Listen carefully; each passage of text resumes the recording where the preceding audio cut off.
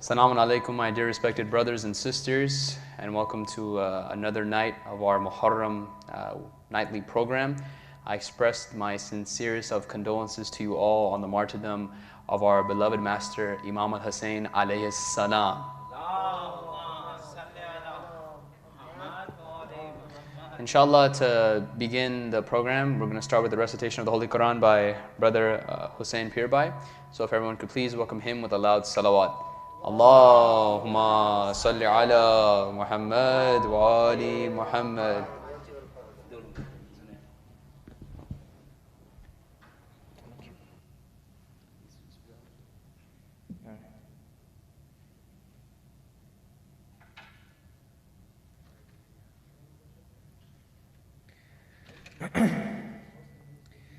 أعوذ بالله من الشيطان الرجيم بسم الله الرحمن الرحيم سبح لله ما في السماوات وما في الأرض وهو العزيز الحكيم هو الذي أخرج الذين كفروا من أهل الكتاب من ديارهم لأول الحشر ما ظننتم أن يخرجوا وظنوا أنهم مانعتهم حصونهم من الله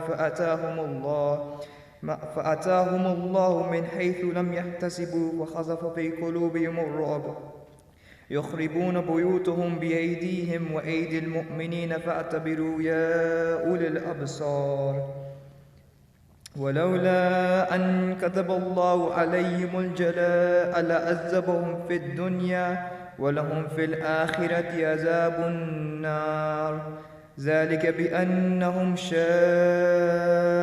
الله ورسوله ومن يشاق الله فإن الله شديد العقاب ما قطعتم من لينة أو تركتموها قائمة على أصولها فبإذن الله وليخزي الفاسقين وما أفاء الله على رسوله منهم فما أوجفتم عليه من خيل ولا ركاب ولكن الله يسلط رسله على من يشاء والله على كل شيء قدير ما أفاء الله على رسوله من أهل القرى فلله وللرسول ولذي القربى واليتامى والمساكين وابن السبيل كي لا يكون دولة بين الأغنياء منكم وما أتاكم الرسول فخذوه وما نهاكم عنه فانتهوا واتقوا الله إن الله شديد العقاب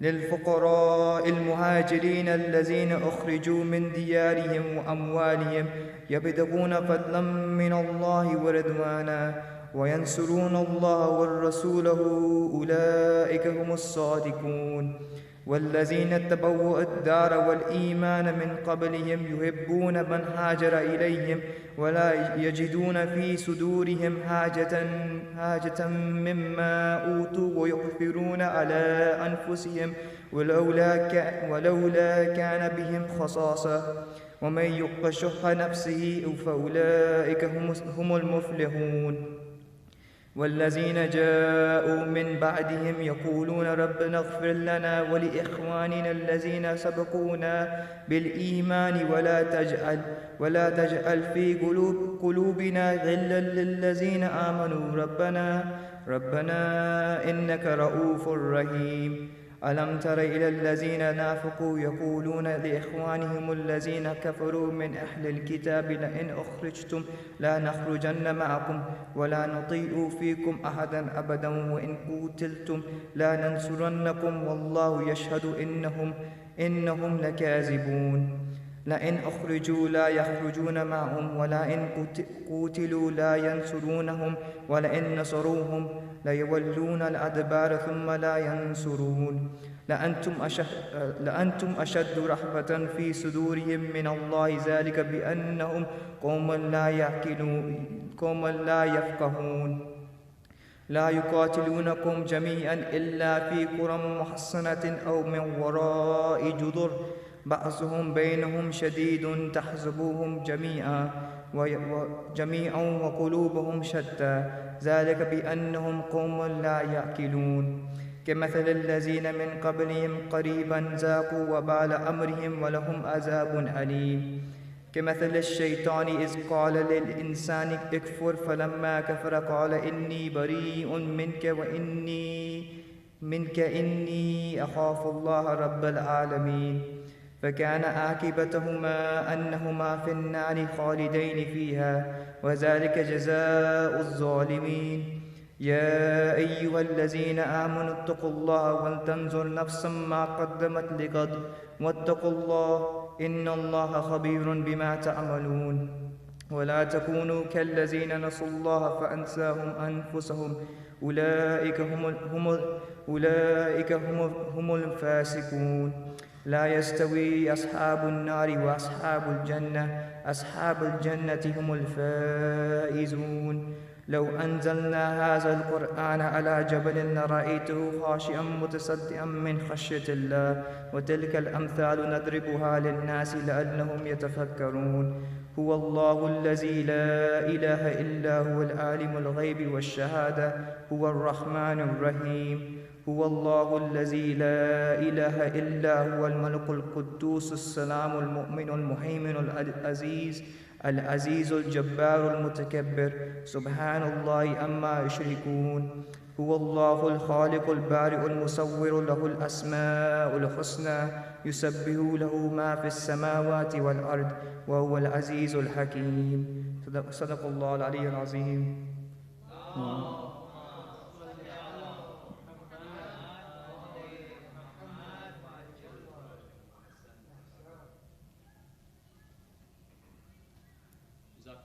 Jazakallah, Brother Hussein, for that beautiful recitation of the Holy Quran. May Allah subhanahu wa ta'ala reward you for your sincere service towards the religion of Islam and the Ahlul Bayt alayhim as-salam. Inshallah, to continue the program, I will now be calling our Brother Ismail for the recitation of Ziyarat Ashura. So if everyone could please welcome him with a loud salawat. Allahumma salli ala Muhammad wa ali Muhammad.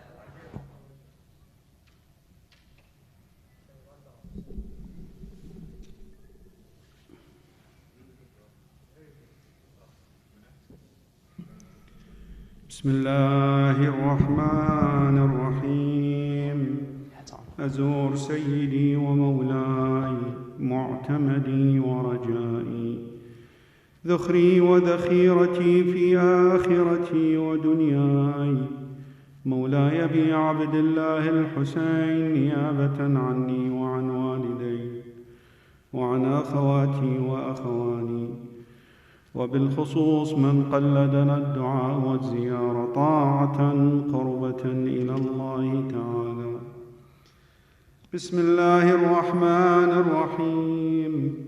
السلام عليك يا أبا عبد الله، السلام عليك يا ابن رسول الله، السلام عليك يا ابن أمير المؤمنين وابن سيد الوصيين، السلام عليك يا ابن فاطمة سيدة نساء العالمين، السلام عليك يا آثار الله وابن ثاره والوتر الموتور، السلام عليك وعلى الأرواح التي حلت بفنائك، عليكم مني جميعا سلام الله أبدا ما بقيت وبقي الليل والنهار.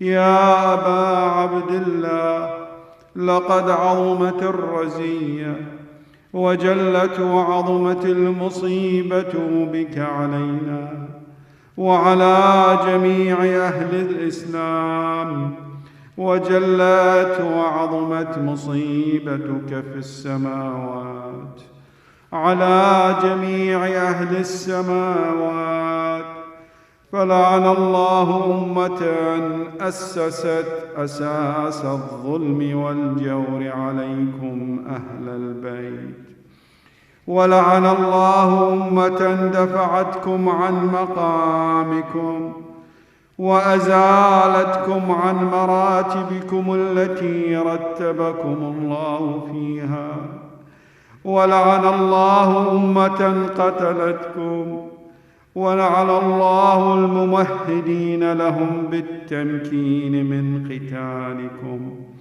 برئت إلى الله وإليكم منهم ومن أشياعهم وأتباعهم وأوليائهم. يا أبا عبد الله، إني سلم لمن سالمكم وحرب لمن حاربكم إلى يوم القيامة. ولعن الله آل زياد وآل مروان، ولعن الله بني أمية قاطبة، ولعن الله ابن مرجان، ولعن الله عمر بن سعد، ولعن الله شمرا، ولعن الله أمة أسرجت وألجمت وتنقبت لقتالك. بأبي أنت وأمي لقد عظم مصابي بك، فأسأل الله الذي أكرم مقامك وأكرمني بك أن يرزقني طلب ثارك مع إمام منصور من أهل بيت محمد صلى الله عليه وآله.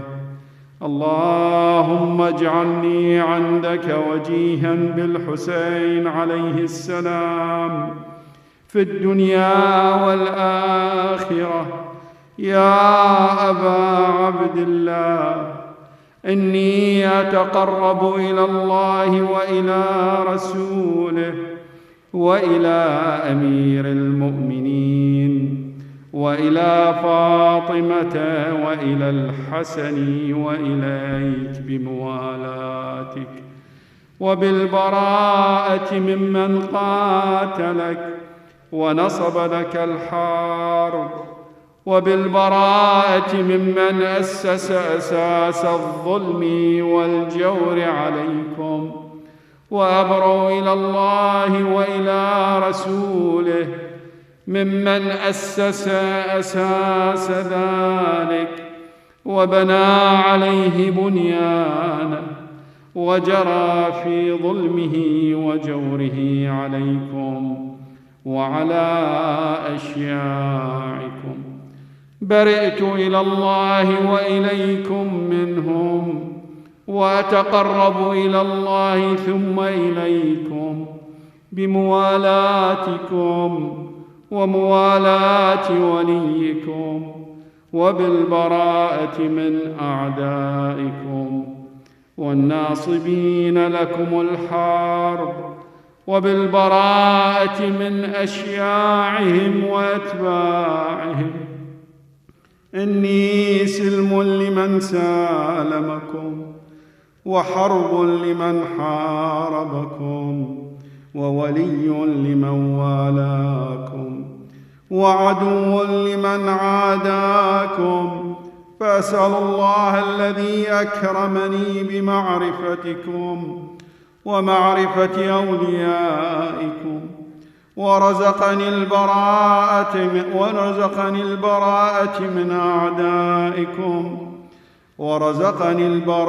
من أعدائكم أن يجعلني معكم في الدنيا والآخرة، وأن يثبت لي عندكم قدم صدق في الدنيا والآخرة، وأسأله أن يبلغني المقام المحمود لكم عند الله، وأن يرزقني طلب ثأري مع إمام هدى ظاهر ناطق بالحق منكم.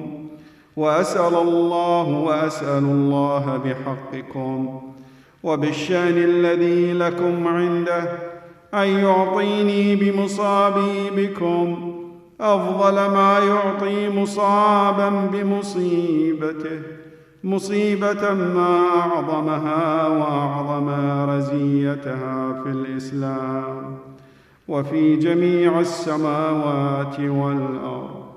اللهم اجعلني في مقامي هذا ممن تناله منك صلوات ورحمة ومغفرة اللهم اجعل محياي محيا محمد وآل محمد، ومماتي ممات محمد وآل محمد.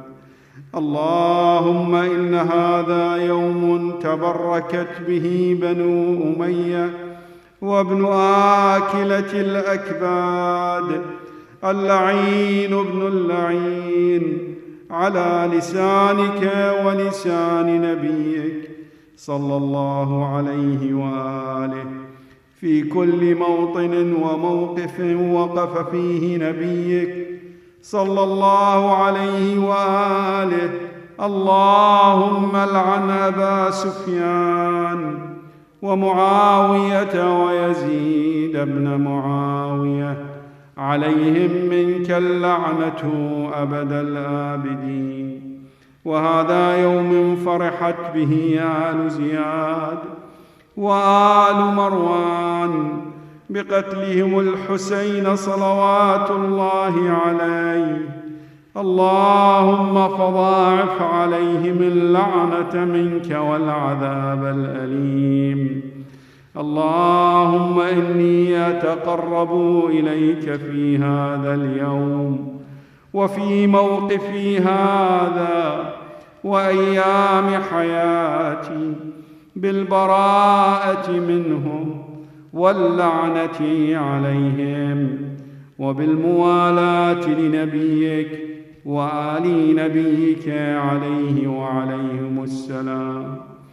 اللهم العن أول ظالم ظلم حق محمد وآل محمد، وآخر تابع له على ذلك. اللهم العن العصابة التي جاهدت الحسين وشايعت وبايعت وتابعت على قتله. اللهم العنهم جميعا. السلام عليك يا أبا عبد الله، وعلى الأرواح التي حلت بفنائك. عليك مني سلام الله أبدا ما بقيت وبقي الليل والنهار، ولا جعله الله آخر العهد مني لزيارتكم. السلام على الحسين وعلى علي بن الحسين وعلى أولاد الحسين وعلى أصحاب الحسين. اللهم خص أنت أول ظالم باللعن مني، وابدأ به أولا ثم العن الثاني والثالث والرابع. اللهم العن يزيد خامسا، والعن عبيد الله بن زياد وابن مرجان وعمر بن سعد وشمرا وآل أبي سفيان وآل زياد وآل مروان إلى يوم القيامة. سجود. اللهم لك الحمد حمد الشاكرين لك على مصابهم. الحمد لله على عظيم رزيتي. اللهم ارزقني شفاعة الحسين يوم الورود، وثبت لي قدم صدق عندك مع الحسين وأصحاب الحسين الذين بذلوا مهجهم دون الإمام الحسين عليه السلام. وصلى اللهم على سيدنا محمد وعلى آله الطيبين الطاهرين.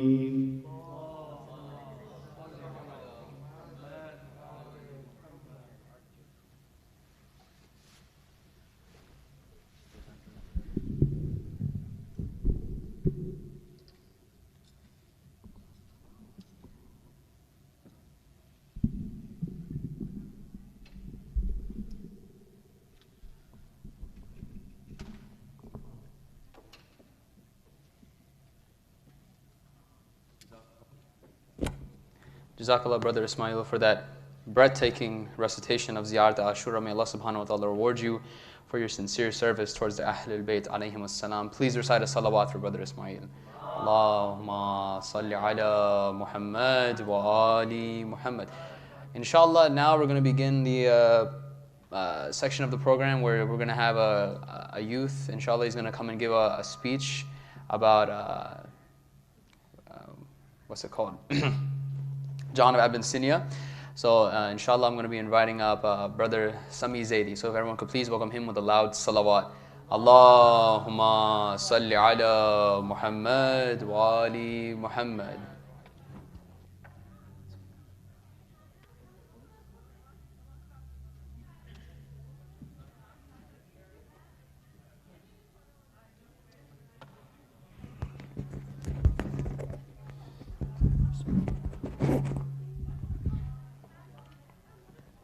Assalamu alaikum, everyone.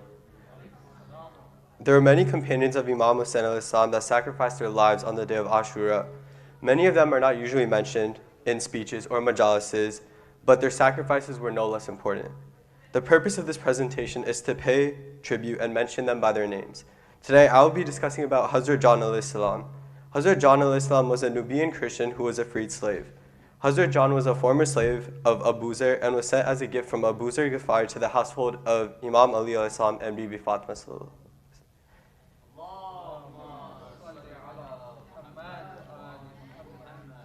In the company of Imam Ali al-Islam, he learned the tafsir of the Quran and traditions of the Holy Prophet. He also knew the Holy Quran by heart. When Imam Ali al-Islam was martyred, Hazrat John stayed with Imam Hassan al-Islam, and after Imam Hassan's death, he stayed with Imam Hussain al-Islam. Hazrat John was blessed to be with 3 Imams. When Imam Hussain al-Islam left Medina, Hazrat John insisted Imam Hussain on joining him. On the night before Ashura, Hazrat John spent the whole night sharpening his sword while reciting the Holy Quran. The Battle of Karbala started the following day. One by one, the Imam's friends took permission to go for battle. At midday, after Zohar prayers, Hazrat John came to Imam Hussain al-Islam. He stood silently with his arms folded. Imam Hussain al-Islam looked at John and said, "John, my friend John, what is the matter?" "My master, I cannot bear to see the children of Bibi Fatima al-Islam killed in front of me. Please, master, allow me to go to the battlefield." "John, you are an old man. Jihad is not obligatory for an old man like you." "No, John, no, I cannot allow you to die." "Master, I know why you are not letting me go to the battlefield. Is it because I am a black slave and you do not want the blood of a black slave to mix with the blood of the Holy Family?" John said. Imam Hussain al-Islam was deeply shocked to hear this. "John, my friend John, do not say that. You know we do not keep such differences." A brief moment later, Imam Hussain said, "Go, John, go. May Allah be with you." Imam Hussain al-Islam himself then helped dress John for battle. He mounted John on the horse and said his farewell. Hazrat John's eyes were full of tears as he reached the battlefield. He spoke to the soldiers on the other side. "Look at me. You have seen me with the Holy Prophet, peace be upon him. You say the Holy Prophet, peace be upon him, is the messenger of Allah. You call yourselves Muslims? Do you think the Holy Prophet will be pleased with you for killing his beloved grandson?" He continued, "What has Imam Hussain al-Islam done to you? He is innocent. Leave him alone. Save yourselves from the hell of fire." The enemies, of course, didn't care what he had to say. Hazrat John was attacked. Arrows were fired from all directions. John fought bravely, but at the end, it wasn't enough. It is said when he slayed Imam Hussain al-Islam, went to his body and said this supplication, "O God, have his face bright and his smell delightful. Have him resurrected with the good alongside Prophet Muhammad and his descendants." His body was buried along with other martyrs of the Battle of Karbala near the burial place of Imam Hussain al-Islam. However, Al-Allama al-Majlisi stated that his body was found after 10 days while it had beautiful smell. His name is also cited in Ziyarat al-Shahada. The Imam had many faithful servants and each of them was a blessing to the Imam. They gave their lives for the son of Zahra, and all of them will always be remembered in the tragedy of Karbala. Salawat.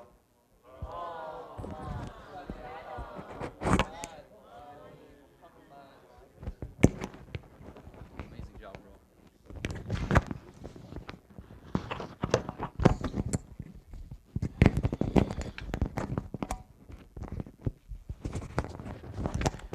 Jazakallah, Brother Sami, for that beautiful short speech. Again, I humbly request my dear respected brothers and sisters that if you know someone who is a youth, if you know someone who wants to speak, this is the platform to speak. Please just reach out to me. My name is Zunair Wasim. You should probably see it on the flyer. My number's probably there, something like that. So please just feel free to reach out, boys and girls, either or.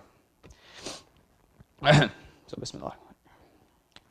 For those of you that don't know, today in Afghanistan, the Taliban seized control of the entire country. But what does this exactly mean? It means for a lot of our brothers and sisters who have relatives back home, they don't know when they'll see them again. A lot of kids who had big dreams and aspirations are waking up today hopeless. A lot of women who fought for their basic human rights are waking up today right back at square one, and people all across the country are living in fear.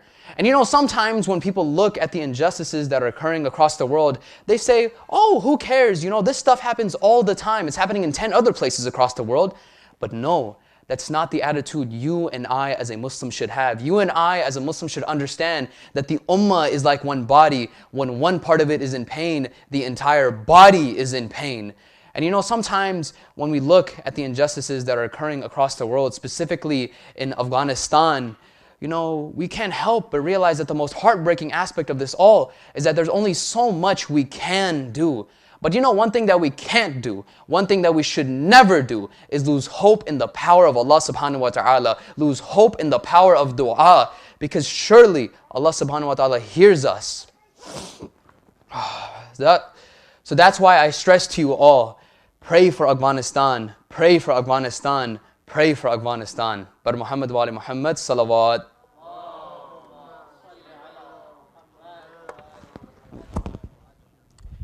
Inshallah, I will now be inviting Maulana up to the mimbar, so if everyone could please welcome him with a loud salawat. Allahumma salli ala Muhammad wa ali Muhammad.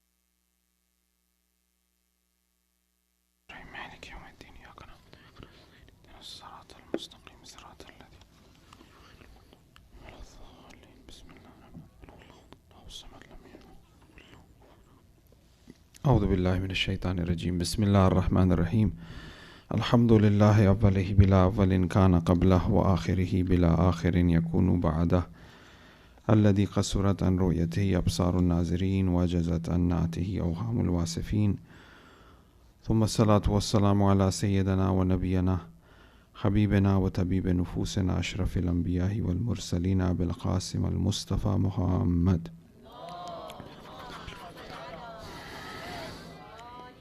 وعليه الطيبين الطاهرين المعصومين المظلومين ولعنة الدائمة على أعدائهم أجمعين من الآن إلى قيام يوم الدين أما بعد قال حسين بن علي عليه السلام الحمد لله وما شاء الله ولا قوة إلا بالله وصلى الله على رسوله خط الموت على ولد آدم مخط القلادة على جيد الفتاته. In the continuation of the discussion of the sermons and speeches of Imam Hussein alayhi salam, this khutbah of Imam Hussein he delivers just before leaving Makkah. Last night we looked at some of the sayings of Imam Hussein that took place between Hazrat Abdullah ibn Ja'far Tayyar yesterday, and also his tahrir or his writings on the letter which was sent as a safe haven by the governor of Makkah. Just before he left Makkah, he speaks about maut, he speaks about death. And in this khutbah, he also clearly manifest the details of his martyrdom before leaving Mecca, that how his body will be mutilated on the day of Ashura. And having said that, he also points out that he's yearning for death. He says, وَمَا أَوْلَهْنِي إِلَى أَسْلَافِ اشْتِيَاقٍ يَعْقُوبَ إِلَى يُوسُفَ. The amount of anticipation that I have, the ishtiyaq that I have for meeting Allah, for death, which is meeting Allah, right? Liqa'ullah, is as if how Yaqub had the anticipation to meet Hazrat Yusuf alayhi salam. And this is one of the quality of the awliya, that they are ready and prepared for death, right? This is one of the quality of those who are truthful. فَتَمَنَّوُا الْمَوْتَ إِن كُنْتُمْ صَادِقِينَ, right? وَلَا يَتَمَنَّهُ أَبَدًا. However, they will not seek death, because death is for those people. Death is actually, in the narrations and riwayat, is a relief and release. As the ad-dunya sijnul mu'min. Dunya, this world, is considered as a sijin, as a prison for mu'min, and it's considered as jannah for kuffar. However, for a mu'min it is limited, because he is bound to carry himself, and he is limited by the madda, by the materiality of this dunya, right? I mean, just look how different it is in terms of this material world to your dream world. We love to live in the dream world regardless of what. We love to see good dreams. We don't like to wake up if you're having a good dream.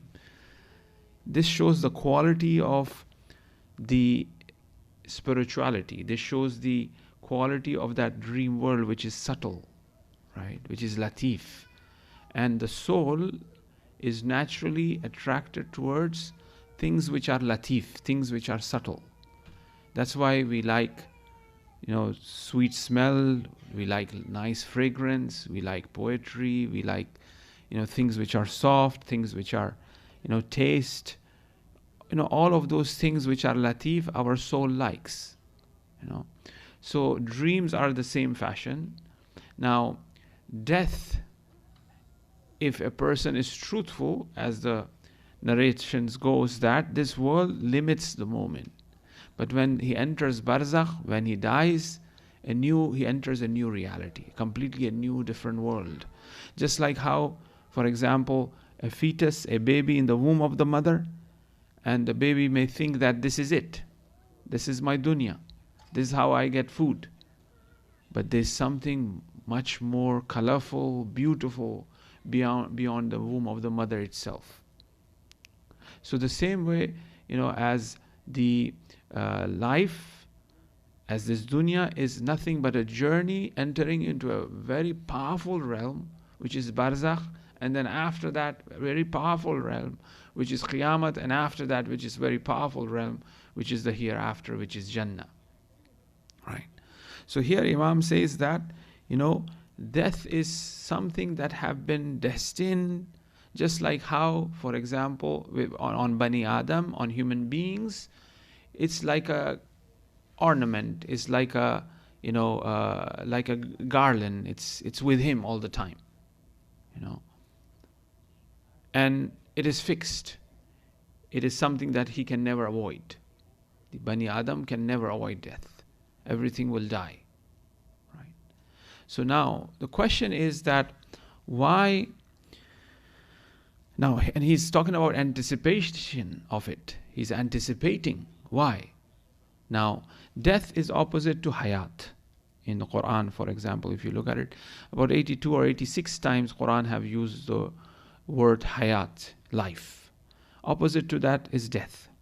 Now, Imam Hussein's Qiyam and uprising of Imam Hussein really introduces us what is falsehood and what is truth. Not only introduces haqq wa batil, but also teaches us to go on the side of haqq.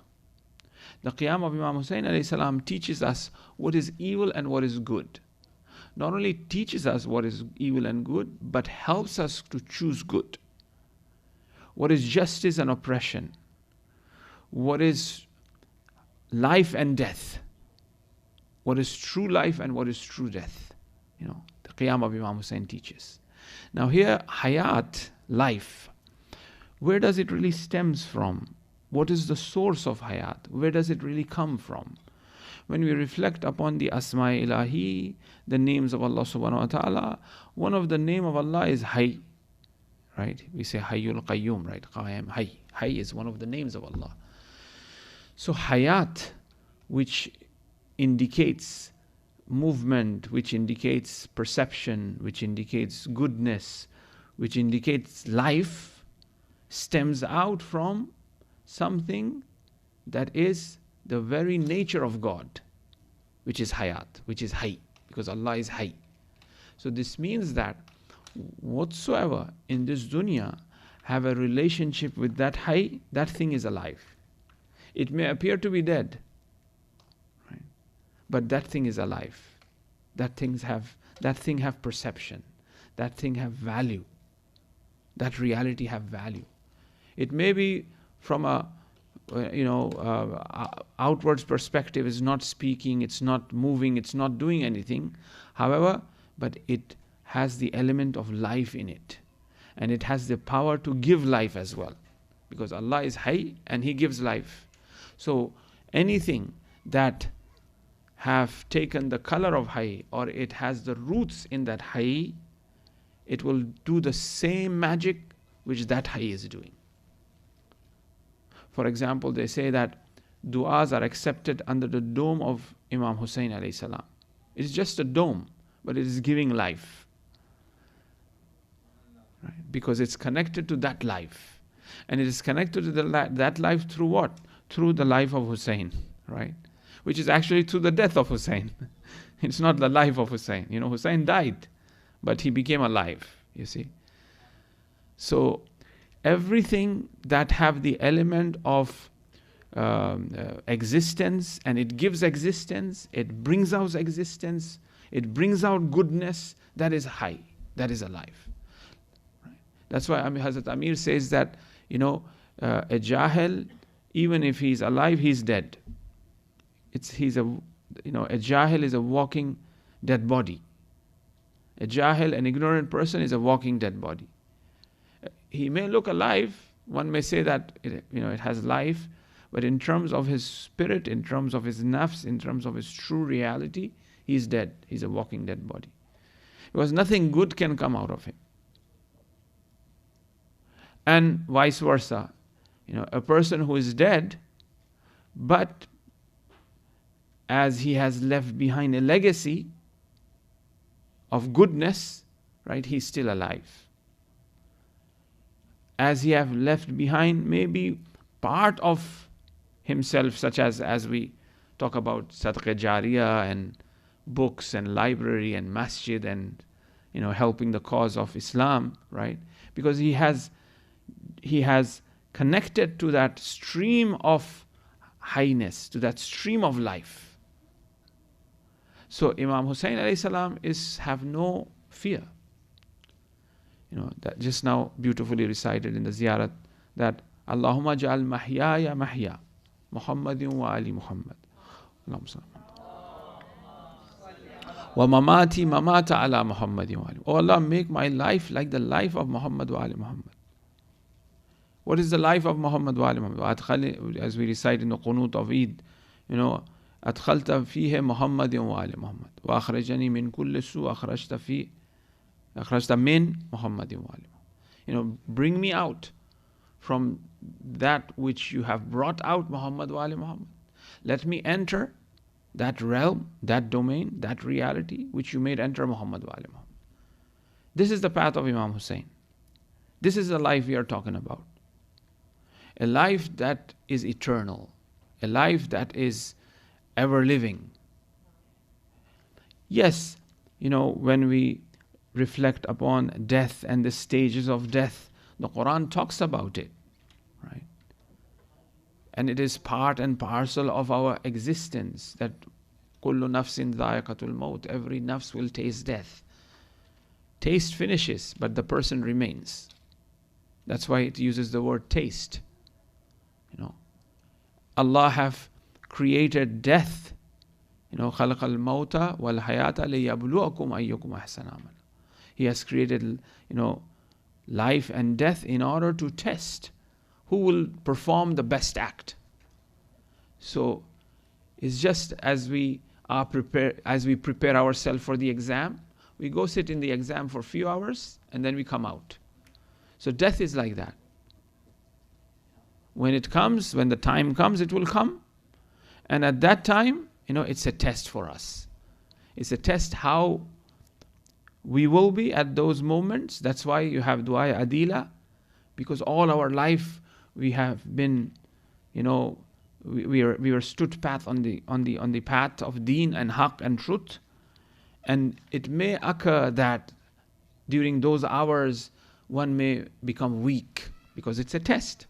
No matter how strong one prepares oneself for the exam and one knows everything, but still when that person goes sit in the exam, there's some sort of haiba, there's some sort of fear, there's some sort of, that awe of that test, no matter how much we have prepared. Even if we know the answers, right? Even if you know each and everything, but still there's that fear, right? You have this, you prepare the soldiers, right? By this, in the training, they put those, these goggles, right? No, not night vision. It's as if you're like right there, one of these things. Artificial reality. It's everything is real there. But when you throw the same soldier in that jungle of Amazon, right, there's fear. Everything has been, but that's the fear is natural. So death, that's why I said dua adila, for instance, right, to recite at the time where a person is in that state. And not only that, ulama have recommended that one should recite dua adila regularly. Sometimes is this, I don't know whether it's the same in the Arab culture or not, but in the Indo-Pak and perhaps in the Iranian culture as well, people get upset when you recite dua adila when a person is ill in the hospital. They say that, as soon as you recite dua adila, the person dies. That's not the case. I mean, it's dua adila. It helps the iman that even in a regular state before sleeping, one should recite dua adila, right? So death is something that is a reality, and if one is truthful and one is on haqq, and one will be ready for it. And that's why it becomes a means for us to prepare ourselves. That's why the ulama of akhlaq, they always recommend that you should go to the graveyard at least once a week, not every day. Sayyid Ali Qazi Tabatabai, last 10 days of the month of Ramadan, he would live in Wadi Salam. He would, you will not find Sayyid Qazi anywhere. He's in Wadi Salam. Because it is that remembrance of death brings about a change in us. That is why you find that any sort of participation in funeral activity is highly recommended, because man is reminded of where he's heading. He's preoccupied with the dunya. But when he sees that dead body, when he gives that ghusl to that dead body, right, he's reminded of the akhirah. He prepares himself. Not only that, he's reminded of the akhirah. I don't know, some of you guys have given ghusl or not. I highly recommend that at least once in your lifetime you should give ghusl to a mayyat. There is such a blissful and joyous feeling in giving ghusl to the marhumin. And one must give the ghusl with utmost respect to the mayyat. Right? It is like treating a baby, a newborn baby. When you take a newborn baby in your hand, how you have that joyous feeling. That's how it is. One may be afraid to do that. It's not easy. But that's what happened to me, right? Oh my God, it was so scary. But once you start, and that is it, Allah take care of you, There's so much of barakah and blessing in it, Right? May Allah give you life to all mu'minin and mu'minat, but as an act, as something, as a practicality. That's why it's highly recommended to perform and give ghusl. So, it is death that gives life, that teaches us, that brings out the best from us. That's an imtihan, right? Mahya mahya, the life of Muhammad wa ali Muhammad. And the death and the type of death, and that's why there are categories of death. And the best death among all categories is death of shuhada.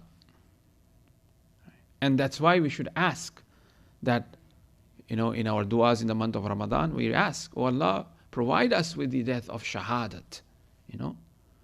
The same way we ask for Hajj, the same way we ask for the ziyarat of Qabr Nabi, of the Rasulullah in the month of Ramadan. In those sentences, we ask for shahadat. This is something that we should ask for, right? And, du'as, Malik Ashtar, was speaking to Imam Ali alayhi salam, and then Imam Ali said, yes, may Allah give you shahada, O Malik, but after a long life. We should ask for life, yes, hayat, and tayyaba, and, afia, all of these things, but at the same time, waqtim li bis sa'ada, as we recite, make our end with sa'adat, with felicity. And what a great opportunity that if a person, becomes shaheed. Because a shaheed is the one who sees the face of Allah subhanahu wa ta'ala when he is dying.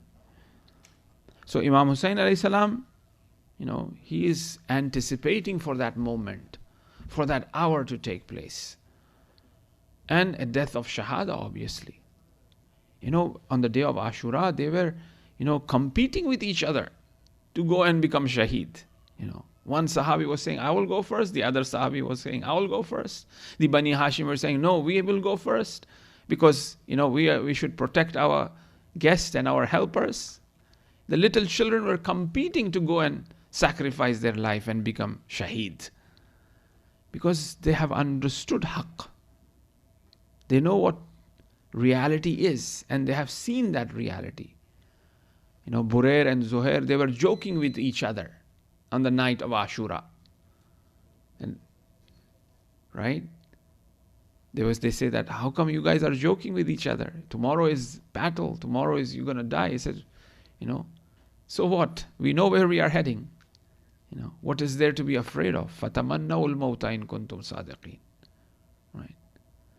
So we as followers of Abu Abdullah al-Hussein should prepare ourselves for that hour.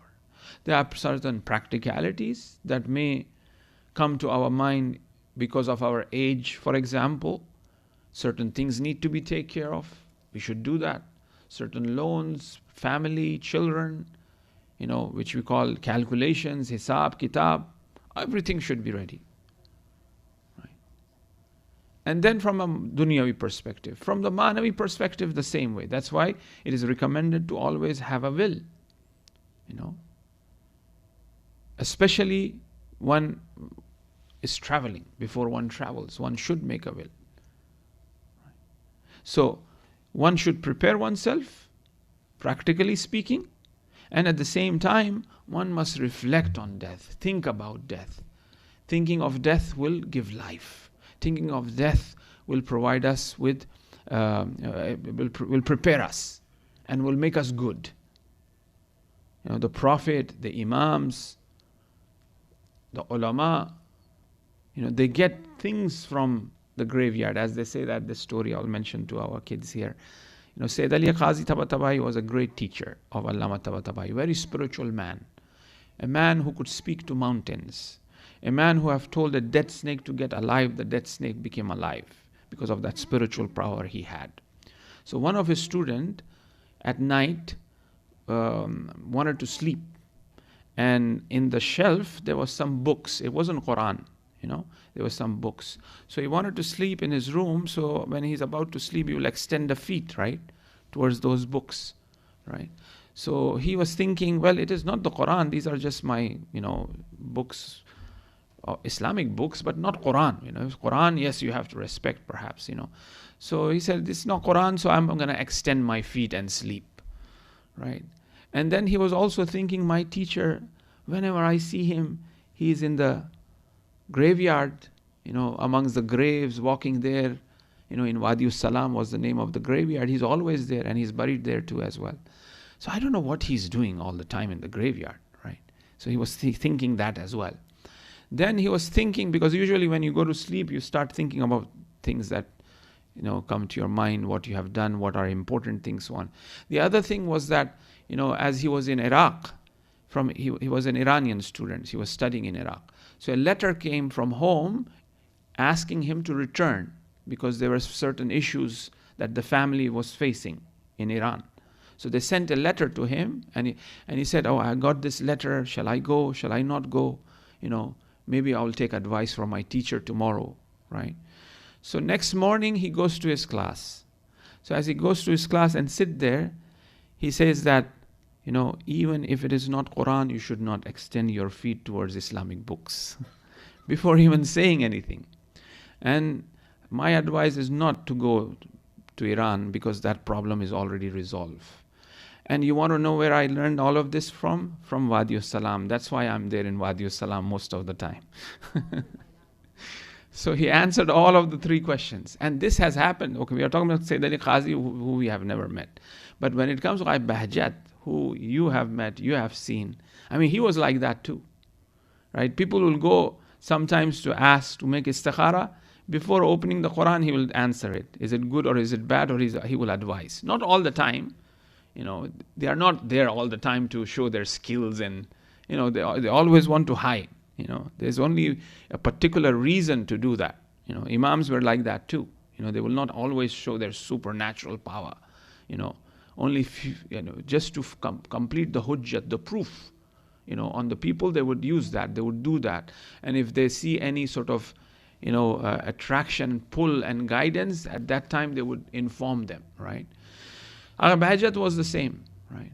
So, because they have become alive. That's why the Prophet says, "Die before you die." They have died and they have become alive. How they have died? They have, stepped on their desires and nafs completely, and they have become alive that Quran talks about, a hayat tayyiba. As in Khutbah Muttaqeen, Hazrat Amir says that Muttaqeen are those people as if they are in Jannah already. Right? That's how they are living. Right? They are in the presence of Allah subhanahu wa ta'ala. They are in the presence of Jannah. Right? So Imam Hussein alayhi salam, he is mentioning this very clearly. Khatul mawtu ala wuld Adam, the khat, the writings of the death for wuld Adam is in his neck. It's there. There's nothing to worry about. But rather to anticipate that the time will come that I will meet my Lord. Right? It is liqa'ullah. It is meeting. The awliya are anticipating to meet Allah. That's why Hazrat Amir also says that death to me is much more sweeter, than the milk of the mother. So, in that fashion he has mentioned. Or as tonight is the night of Hazrat Qasim, the son of Imam Hassan, who is just a 13-year-old. And Imam Hussein asked him, how do you define death? How is death to you? He says, death to me is sweeter than honey. Right? So these are the ashab of Imam Hussein. These are Ahl Bayt. When we have role models like this, we should make use of them. We should change ourselves. Then our life becomes true life. That really stems out from that reality which is Hayy.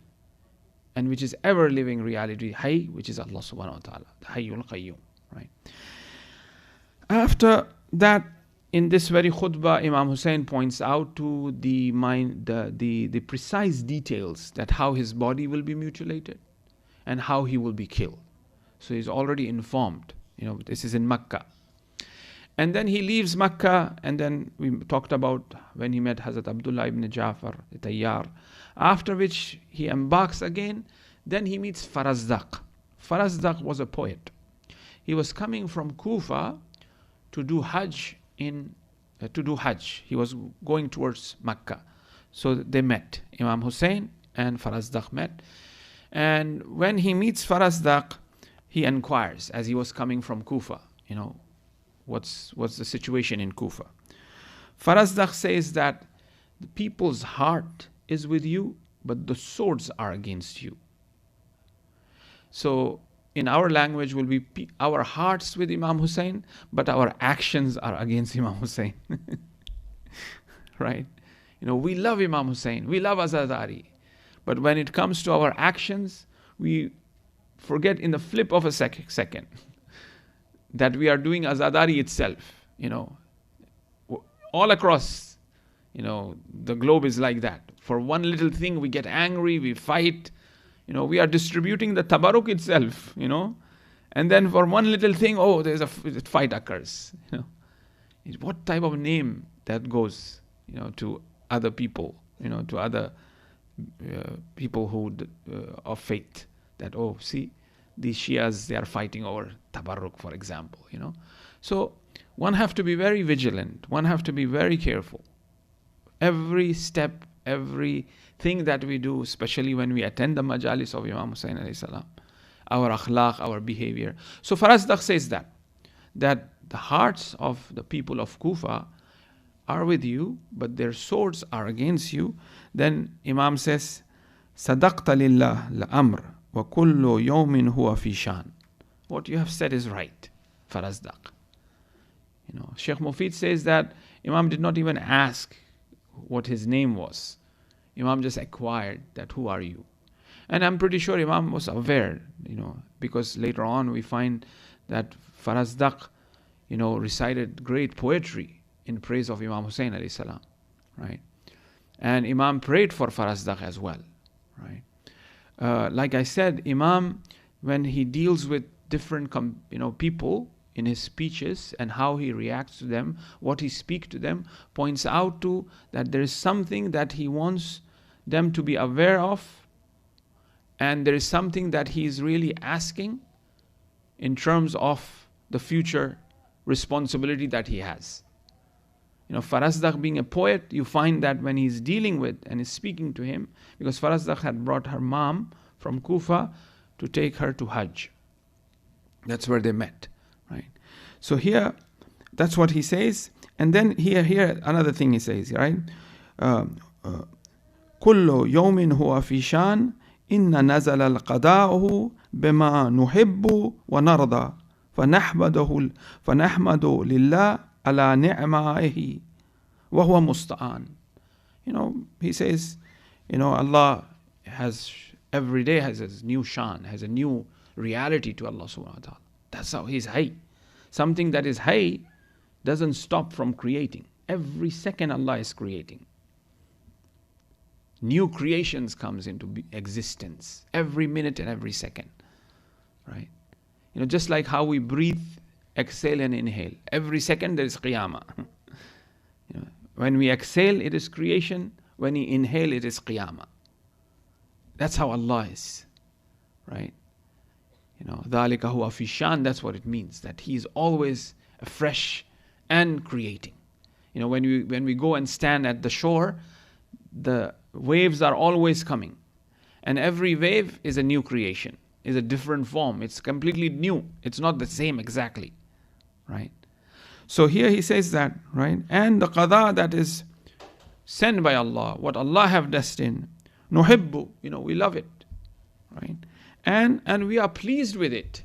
This maqam of being pleased with the qada, this is very important. The maqam of pleasure, the maqam of being pleased with what Allah have destined.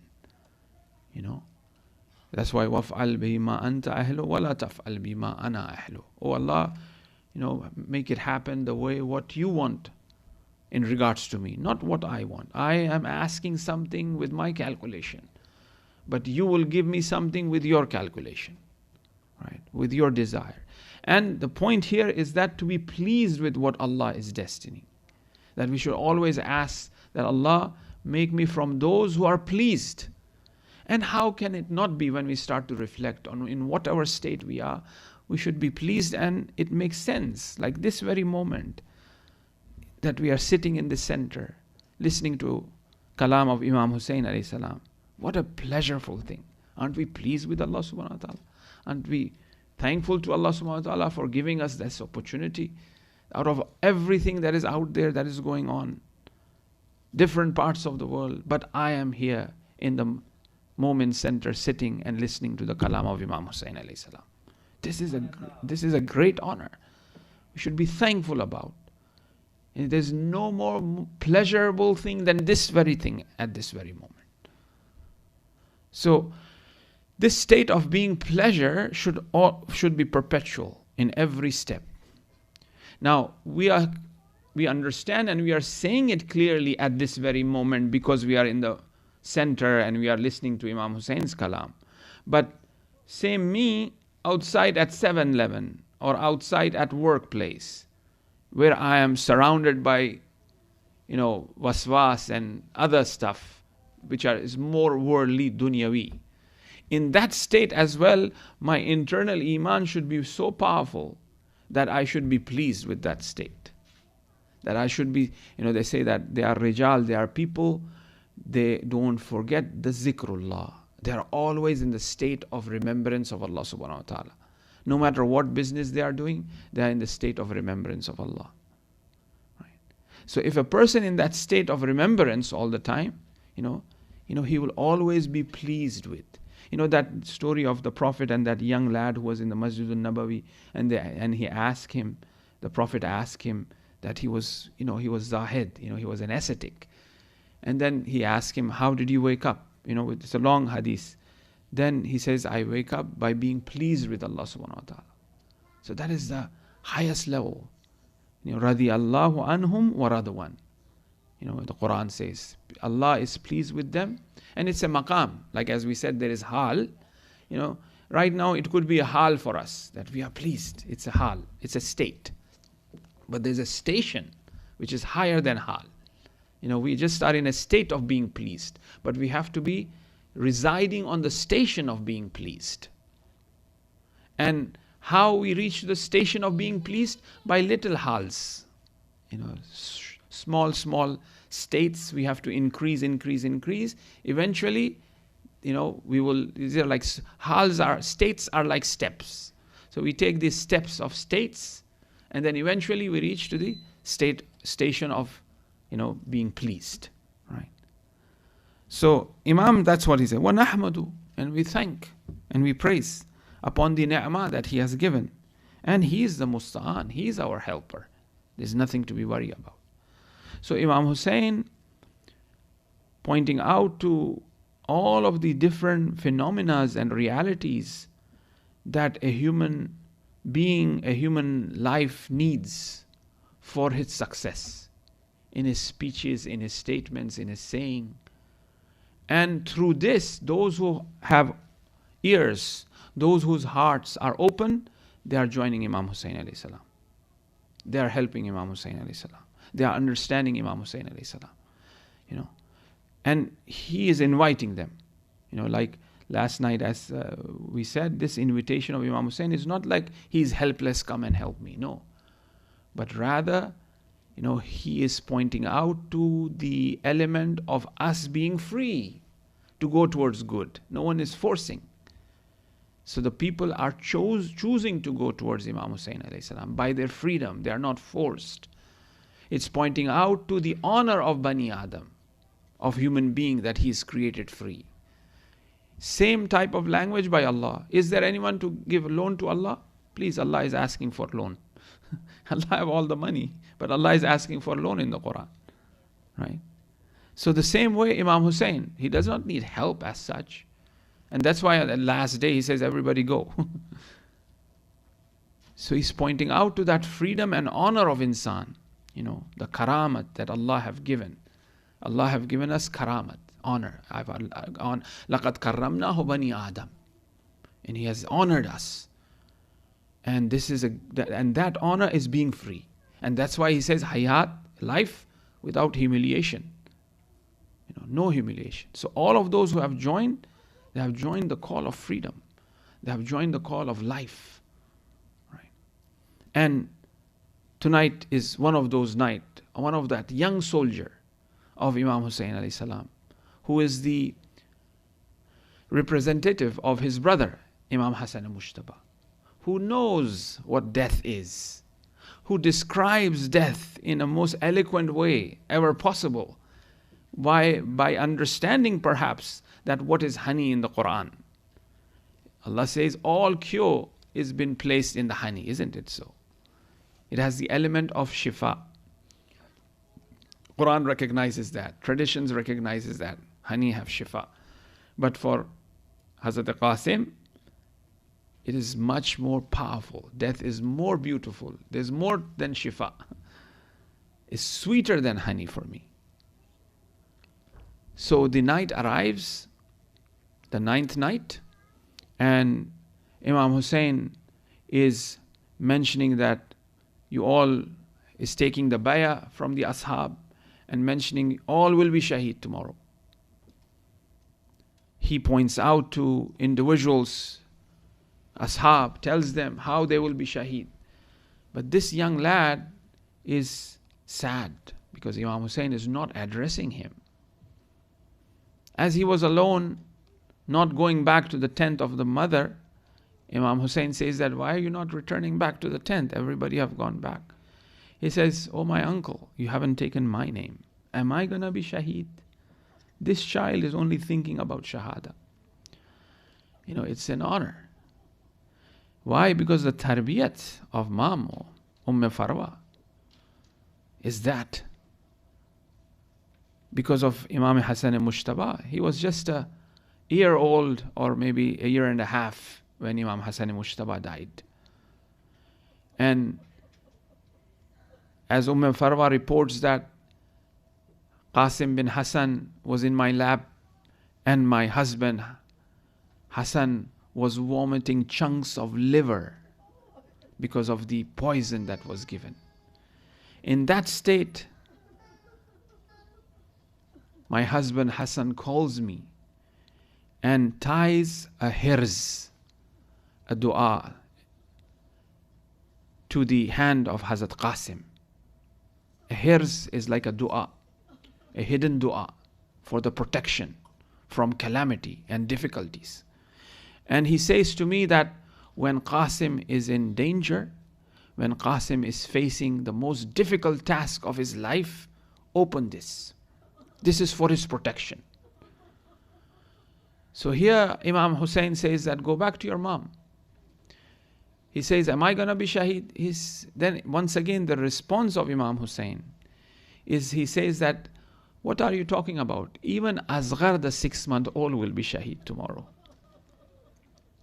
He says, what do you mean Asghar? He's a 6-month-old. Are there enemies going to enter the tents while we are alive?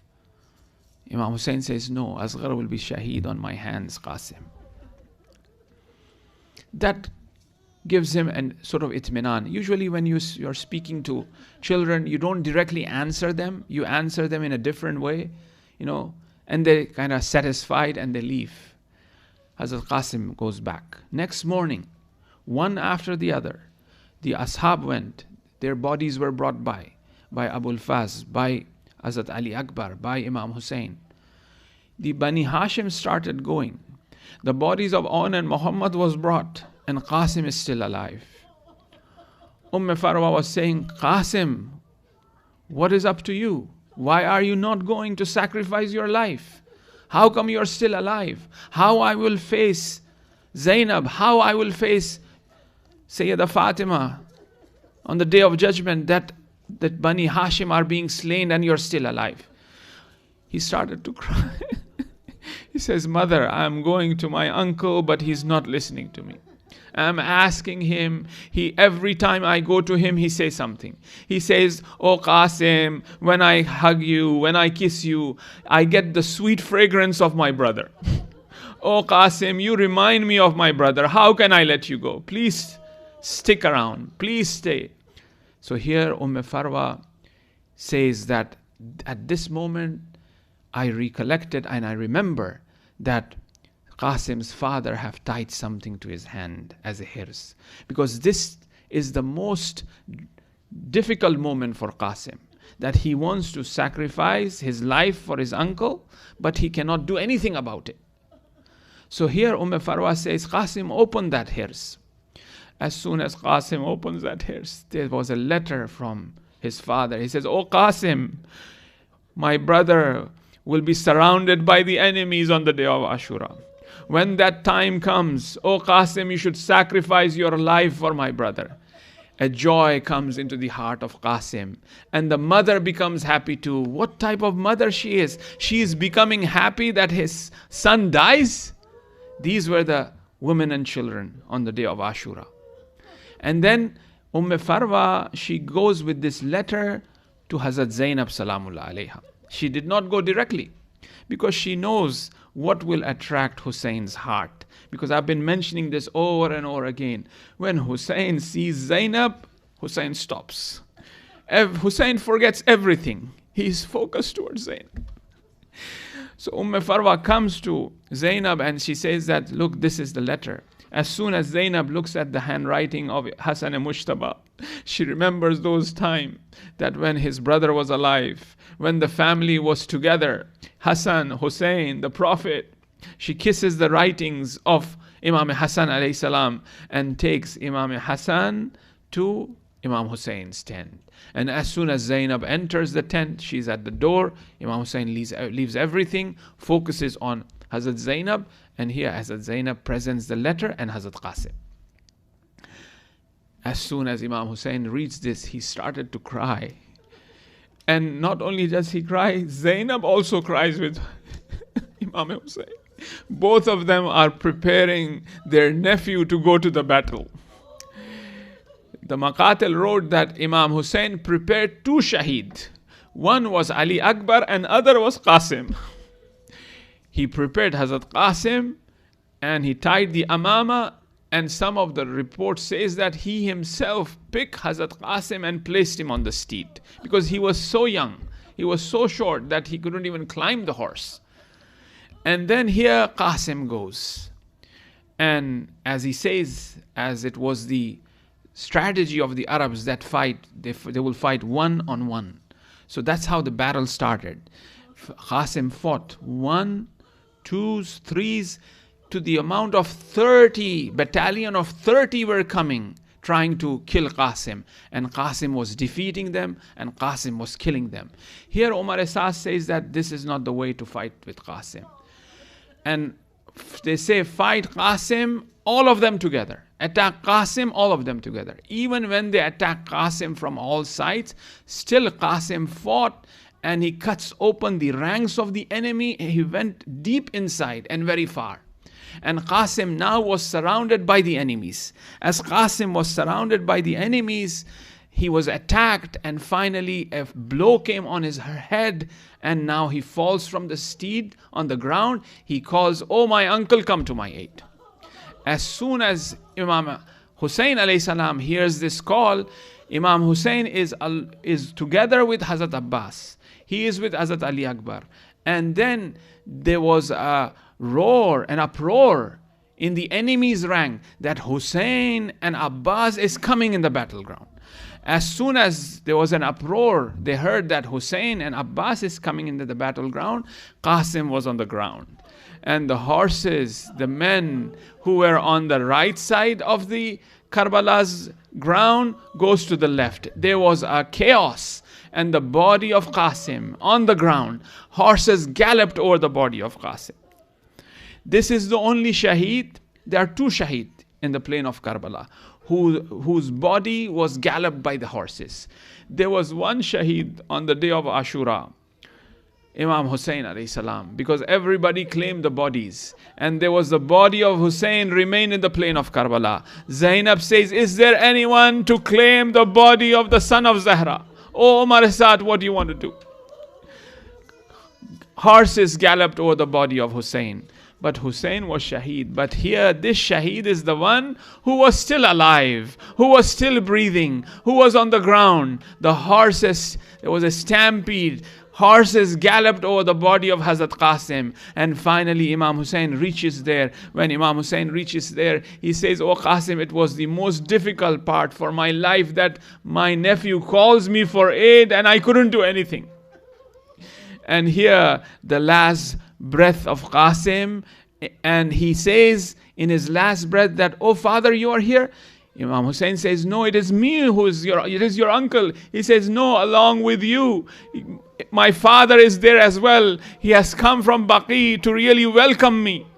And here it says that here Hazrat Qasim leaves this dunya, but here Imam Hussein is trying to lift the body of Qasim. When he tries to lift the body, the hands drop, the feet drop. Finally, they say that Imam Hussein places the body in a cloth, and he took the body on his back in that cloth, and this body was taken inside the tent. This was a different type of shaheed. This is a very different body. Every body was brought intact, but it was the body of Qasim which was brought in pieces. Even Imam Zamana says that my salams to the shaheed whose ribs were broken into pieces. The left rib went to the right, and the right ribs went to the left. These are the sentences of Imam al-Asr alayhi salam. And when the body was brought in the sheet and it was placed, everybody was shocked. What is this? Can you open up? Zainab, Imam Hussein says that, do you really want me to open this? Look, Farwa is standing behind you. How she will see the body of Qasim in this state? And then here Farwa moves forward, and this is where she says that, oh Hussein, please open up. I would like to see my son. As soon as the body was open, it was in pieces. And Zainab and Farwa says, oh Zainab, come and congratulate me. Oh Rabab, come and congratulate me. My sacrifice is accepted in the best way possible. Allah la'natullah ala qawm az-zalimin sayalamu alladhina zalamu ayy munqalibin yanqalibun.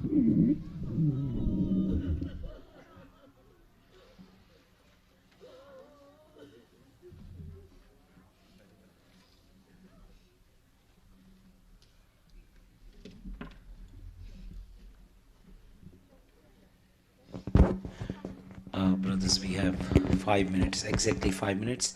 So we're going to put up the partition and we're going to proceed to the Hall C for the Salat al-Maghrib. Inshallah. Bar Muhammad wa ali Muhammad salawat.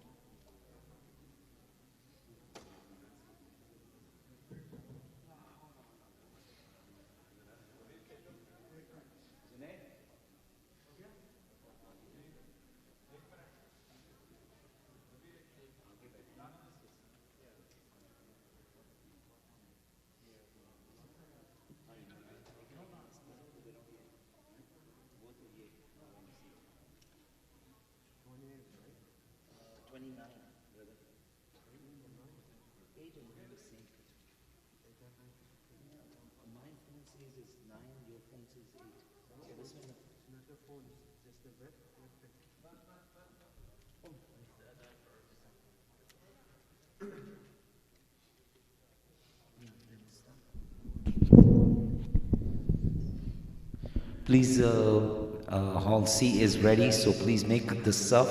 We are going to start the adhan, inshallah.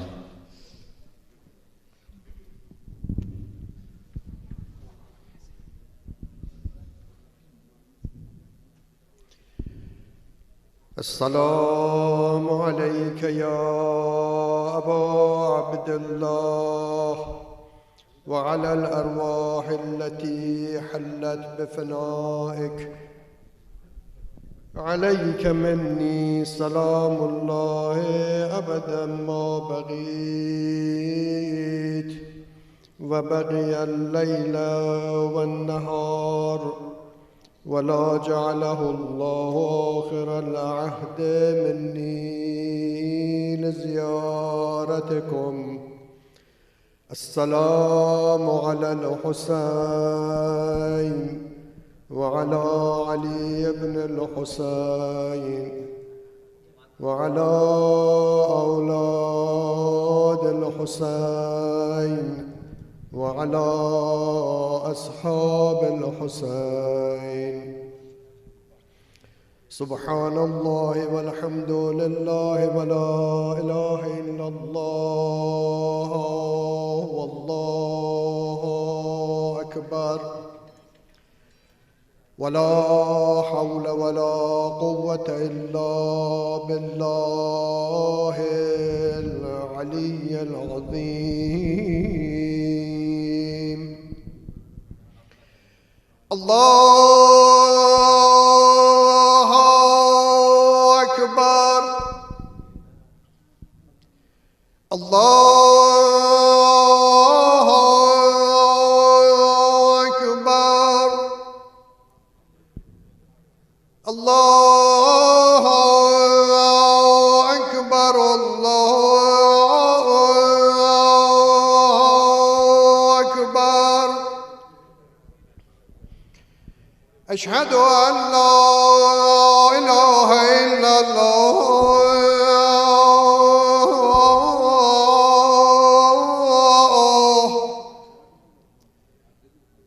أشهد أن لا إله إلا الله.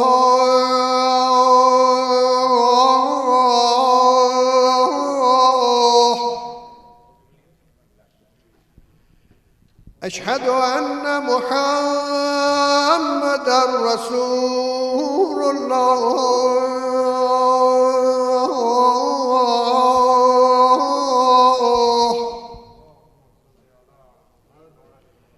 أشهد أن محمدًا رسول الله.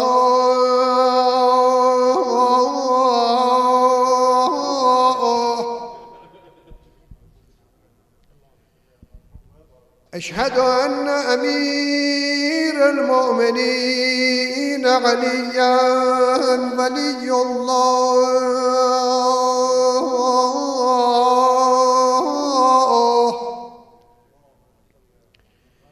أشهد أن أمير المؤمنين عليًا حجة الله.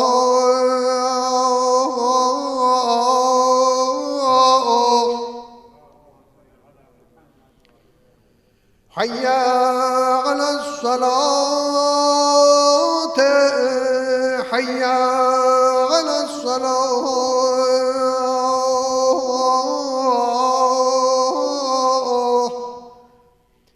حي على الفلاح. حي على الفلاح. حي على خير الأعمال. حي على خير الأعمال. الله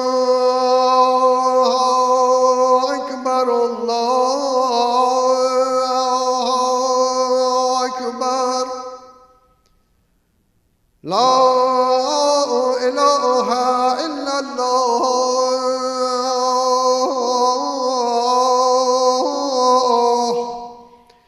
لا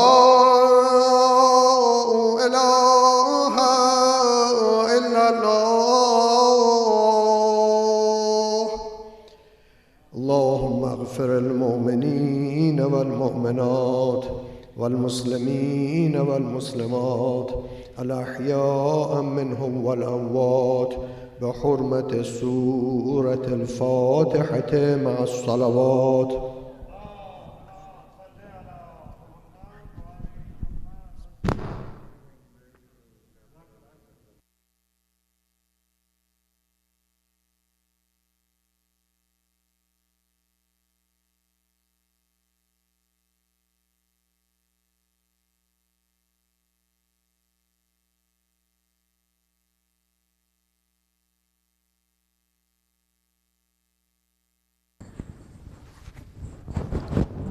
الله أكبر. الله أكبر. أشهد أن لا إله إلا الله. أشهد أن لا إله إلا الله. أشهد أن محمدا رسول الله صلى الله عليه وآله وسلم.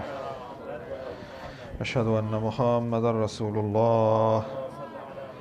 أشهد أن أمير المؤمنين وإمام المتقين عليا ولي الله.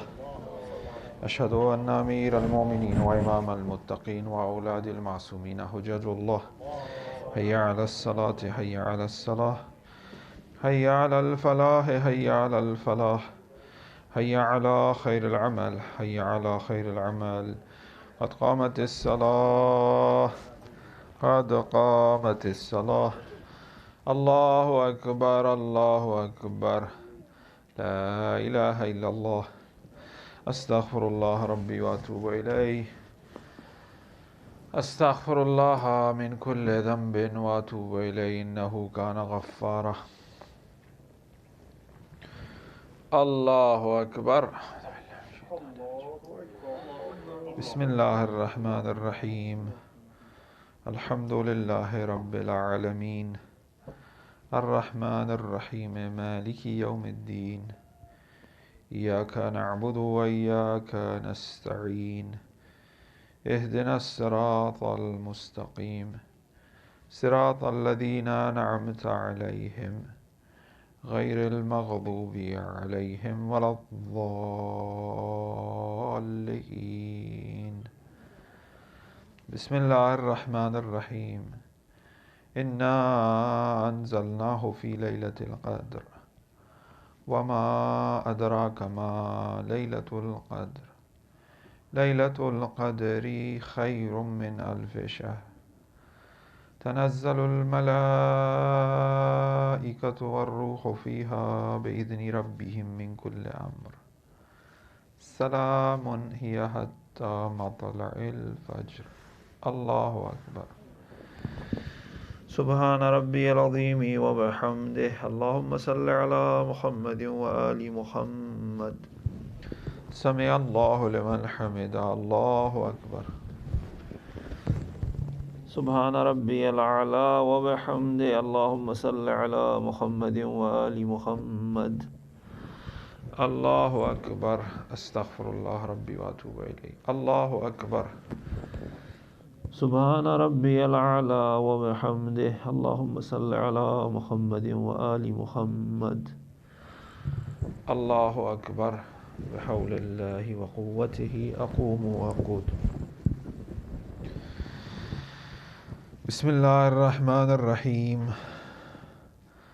الحمد لله رب العالمين الرحمن الرحيم مالك يوم الدين إياك نعبد وإياك نستعين اهدنا الصراط المستقيم صراط الذين أنعمت عليهم غير المغضوب عليهم ولا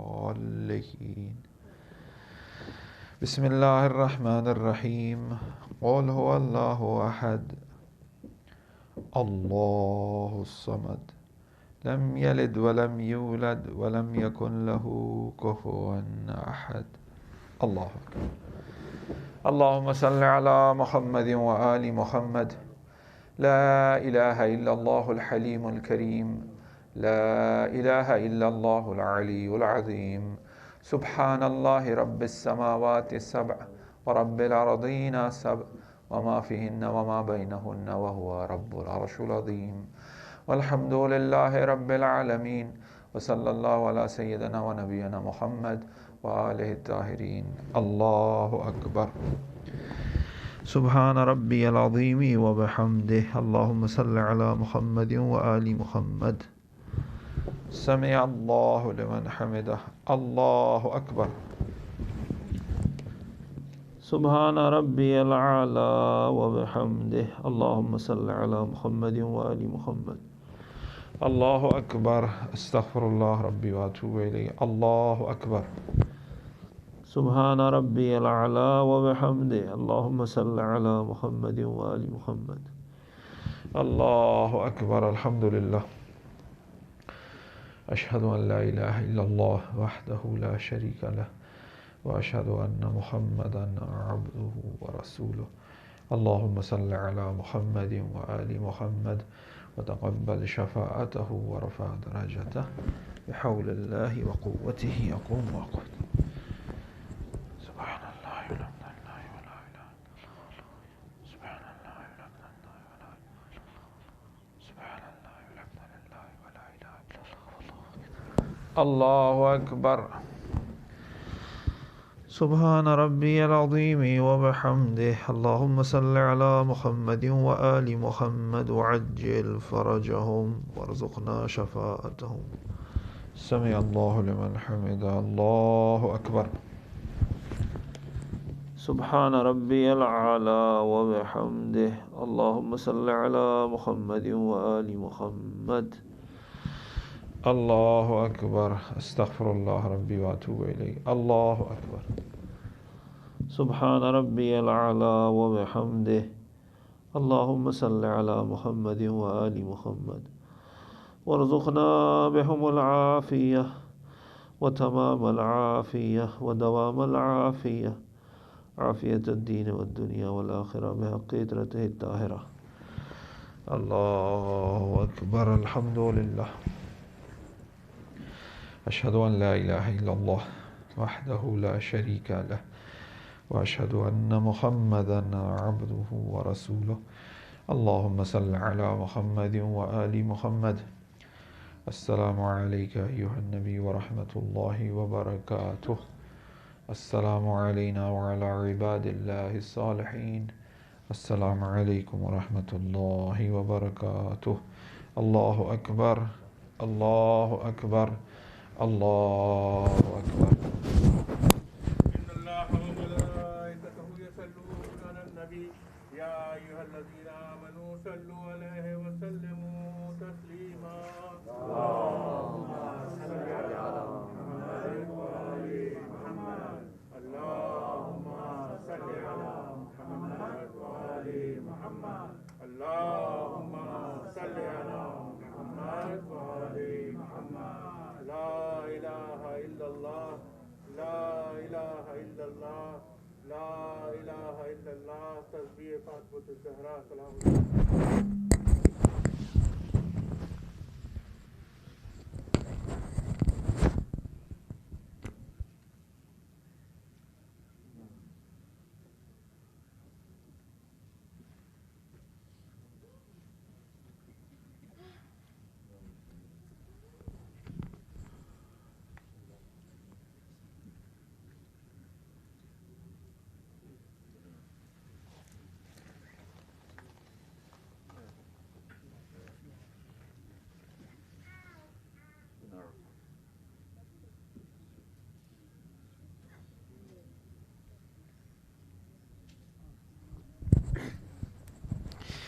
بسم الله الرحمن الرحيم. اللهم صل على محمد وآل محمد. اللهم ارزقنا توفيق الطاعات وبعد المعصيات. اللهم كن لوليك الحجة ابن الحسن. اللهم اغفر المؤمنين والمؤمنات والمسلمين والمسلمات برحمة أرحم الراحمين. آمين رب العالمين. وصلى الله عليه محمد وآل أهل البيت الطيبين الطاهرين.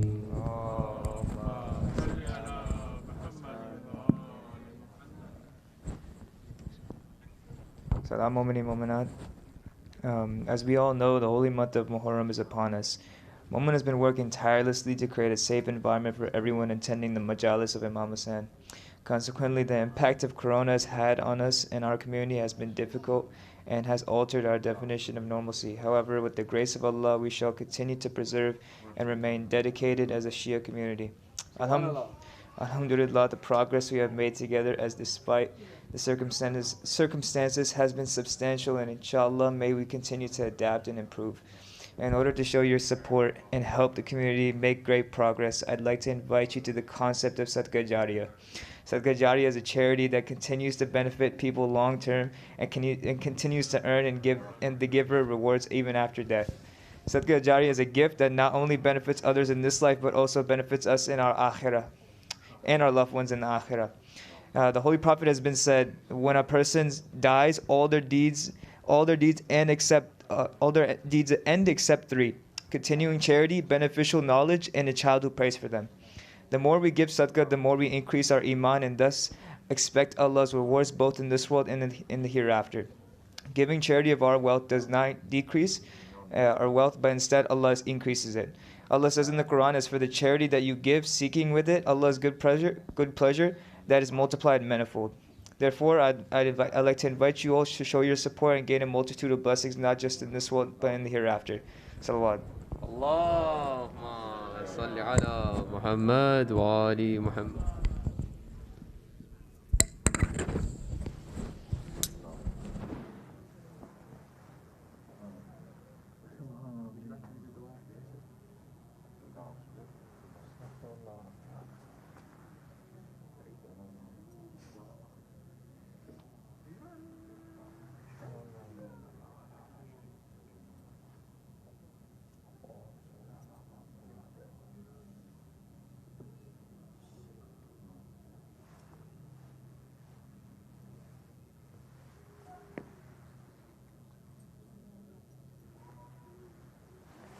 MOMIN, please recite Surah Fatiha for the Marooneen of tonight sponsor with a loud salva. Allahumma salli ala Muhammad wa ali Muhammad. الله أكبر الله أكبر أشهد أن لا إله إلا الله أشهد أن لا إله إلا الله أشهد أن محمد رسول الله أشهد أن محمد رسول الله أشهد أن أمير المؤمنين وإمام المتقين عليا ولي الله أشهد أن أمير المؤمنين وإمام المتقين وأولاد المعصومين حجج الله هيا على الصلاة هيا على الصلاة هيا على الفلاح هيا على الفلاح هيا على خير العمل هيا على خير العمل قد قامت الصلاة قد قامت الصلاة الله أكبر الله أكبر لا إله إلا الله لا حول ولا قوة إلا بالله أستغفر الله ربي وأتوب إليه أستغفر الله من كل ذنب وأتوب إليه إنه كان غفارا الله أكبر بسم الله الرحمن الرحيم الحمد لله رب العالمين الرحمن الرحيم مالك يوم الدين إياك نعبد وإياك نستعين اهدنا الصراط المستقيم صراط الذين أنعمت عليهم غير المغضوب عليهم ولا الضالين بسم الله الرحمن الرحيم إنا أنزلناه في ليلة القدر وما أدراك ما ليلة القدر ليلة القدر خير من 1000 شهر تنزل الملائكة والروح فيها بإذن ربهم من كل أمر سلام هي حتى مطلع الفجر الله أكبر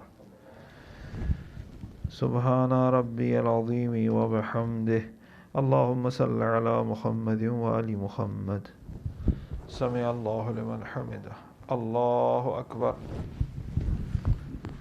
سبحان ربي الأعلى وبحمده اللهم صل على محمد وآل محمد الله أكبر أستغفر الله ربي وأتوب إليه الله أكبر سبحان ربي الأعلى وبحمده اللهم صل على محمد وآل محمد الله أكبر بحول الله وقوته أقوم وأقول بسم الله الرحمن الرحيم الحمد لله رب العالمين الرحمن الرحيم مالك يوم الدين إياك نعبد وإياك نستعين اهدنا الصراط المستقيم صراط الذين أنعمت عليهم غير المغضوب عليهم ولا الضالين بسم الله الرحمن الرحيم قل هو الله أحد الله الصمد لم يلد ولم يولد ولم يكن له كفوا أحد الله أكبر اللهم صل على محمد وآل محمد ربنا اغفر لي ولوالدي وللمؤمنين يوم يقوم الحساب ربي ارحمهما كما ربياني صغيرة برحمتك يا أرحم الراحمين وصلى الله على سيدنا ونبينا محمد وآله الطاهرين. الله أكبر. سبحان ربي العظيم وبحمده. اللهم صل على محمد وآل محمد. سمع الله لمن حمده. الله أكبر. سبحان ربي الأعلى وبحمده. اللهم صل على محمد وآل محمد. الله أكبر. استغفر الله ربي وأتوب إليه. الله أكبر. سبحان ربي الأعلى وبحمده. اللهم صل على محمد وآل محمد. الله أكبر. الحمد لله. أشهد أن لا إله إلا الله وحده لا شريك له وأشهد أن محمدا عبده ورسوله. اللهم صل على محمد وآل محمد وتقبل شفاعته بحول الله وقوته يقوم وقود. سبحان الله والحمد لله ولا إله إلا الله. سبحان الله والحمد لله ولا إله إلا الله. سبحان الله والحمد لله. استغفر الله ربي. الله أكبر. سبحان ربي العظيم وبحمده. اللهم صل على محمد وآل محمد. سمع الله لمن حمده. الله أكبر. سبحان ربي الأعلى وبحمده. اللهم صل على محمد وآل محمد. الله أكبر. أستغفر الله ربي وأتوب إليه. الله أكبر. سبحان ربي الأعلى وبحمده. اللهم صل على محمد وآل محمد. الله أكبر. بحول الله وقوته يقوم. سبحان الله والحمد لله. سبحان الله والحمد لله. سبحان الله والحمد لله ولا أستغفر الله. الله أكبر. سبحان ربي العظيم وبحمده. اللهم صل على محمد وآل محمد وعجل فرجهم ولعن من ناداهم. سمع الله لمن حمده. الله أكبر. سبحان ربي الأعلى وبحمده. اللهم صل على محمد وآل محمد. الله أكبر. أستغفر الله ربي وأتوب إليه. الله أكبر. سبحان ربي الأعلى وبحمده. اللهم صل على محمد وآل محمد وافعل بنا ما أنت أهله ولا تفعل بنا ما نحن أهله يا أهل التقوى والمغفرة يا أرحم الراحمين بحرمة محمد وآله الطاهرين. الله أكبر. الحمد لله. أشهد أن لا إله إلا الله وحده لا شريك له وأشهد أن محمدا عبده ورسوله. اللهم صل على محمد وآل محمد. السلام عليك أيها النبي ورحمة الله وبركاته. السلام علينا وعلى عباد الله الصالحين. السلام عليكم ورحمة الله وبركاته. الله أكبر. الله أكبر. الله أكبر. إن الله وملائكته يصلون على النبي يا أيها الذين آمنوا صلوا عليه وسلموا تسليما. اللهم صل على محمد وآل محمد. اللهم صل على محمد وآل محمد. اللهم صل على محمد وآل محمد. لا إله إلا الله. لا إله إلا الله. لا إله إلا الله. تسبيح فاطمة الزهراء سلام الله عليه.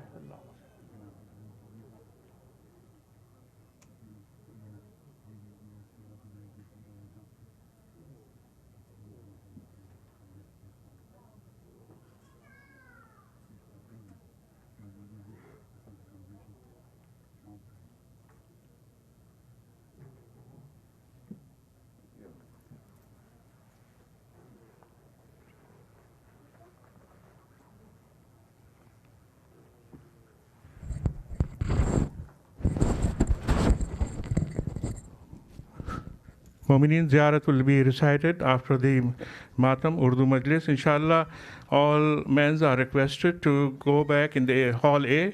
If you want to do taqibat, please do on the back area of Hall A, so we can move the partition for sister, inshallah. Bar Muhammad wa ali Muhammad salawat.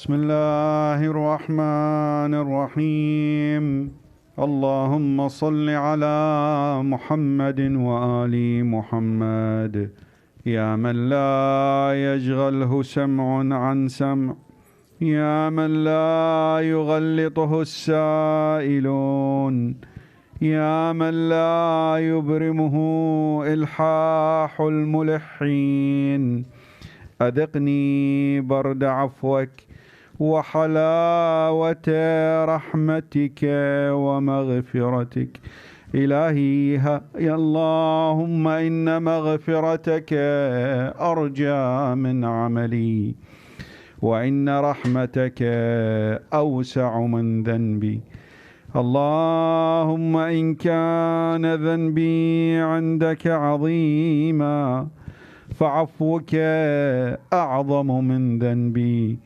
اللهم إن لم أكن أهلا أن أبلغ رحمتك فرحمتك أهل أن تبلغني وتسعني لأنها وسعت كل شيء برحمتك يا أرحم الراحمين وصلى اللهم على سيدنا محمد وعلى آله الطيبين الطاهرين.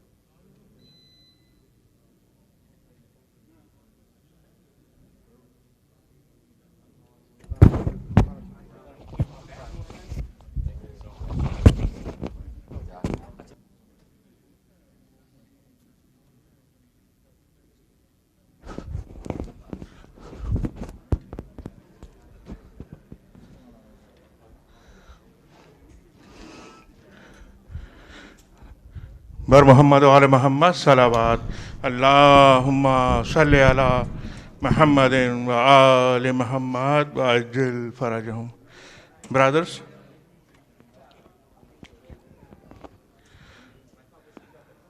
all mu'minins,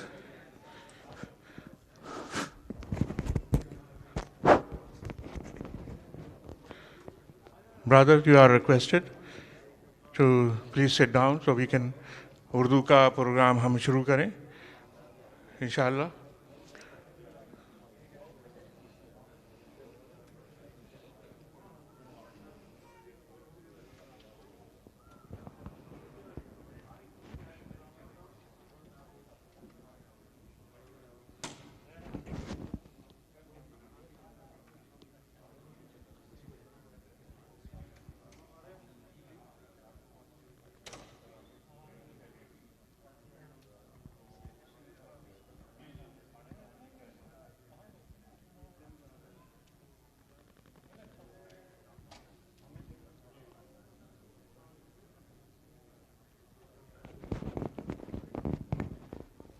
مومنین، اس عشرے کی آج 7ویں محرم کی شب ہے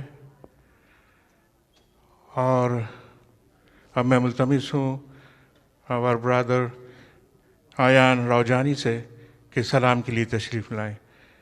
پلیز ویلکم ہم with loud salawat. اللہم صلی علی آل محمد.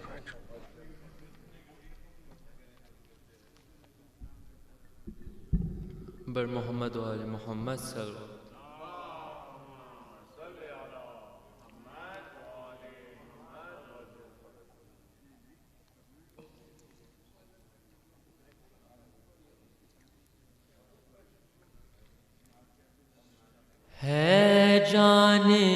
لبوں پر،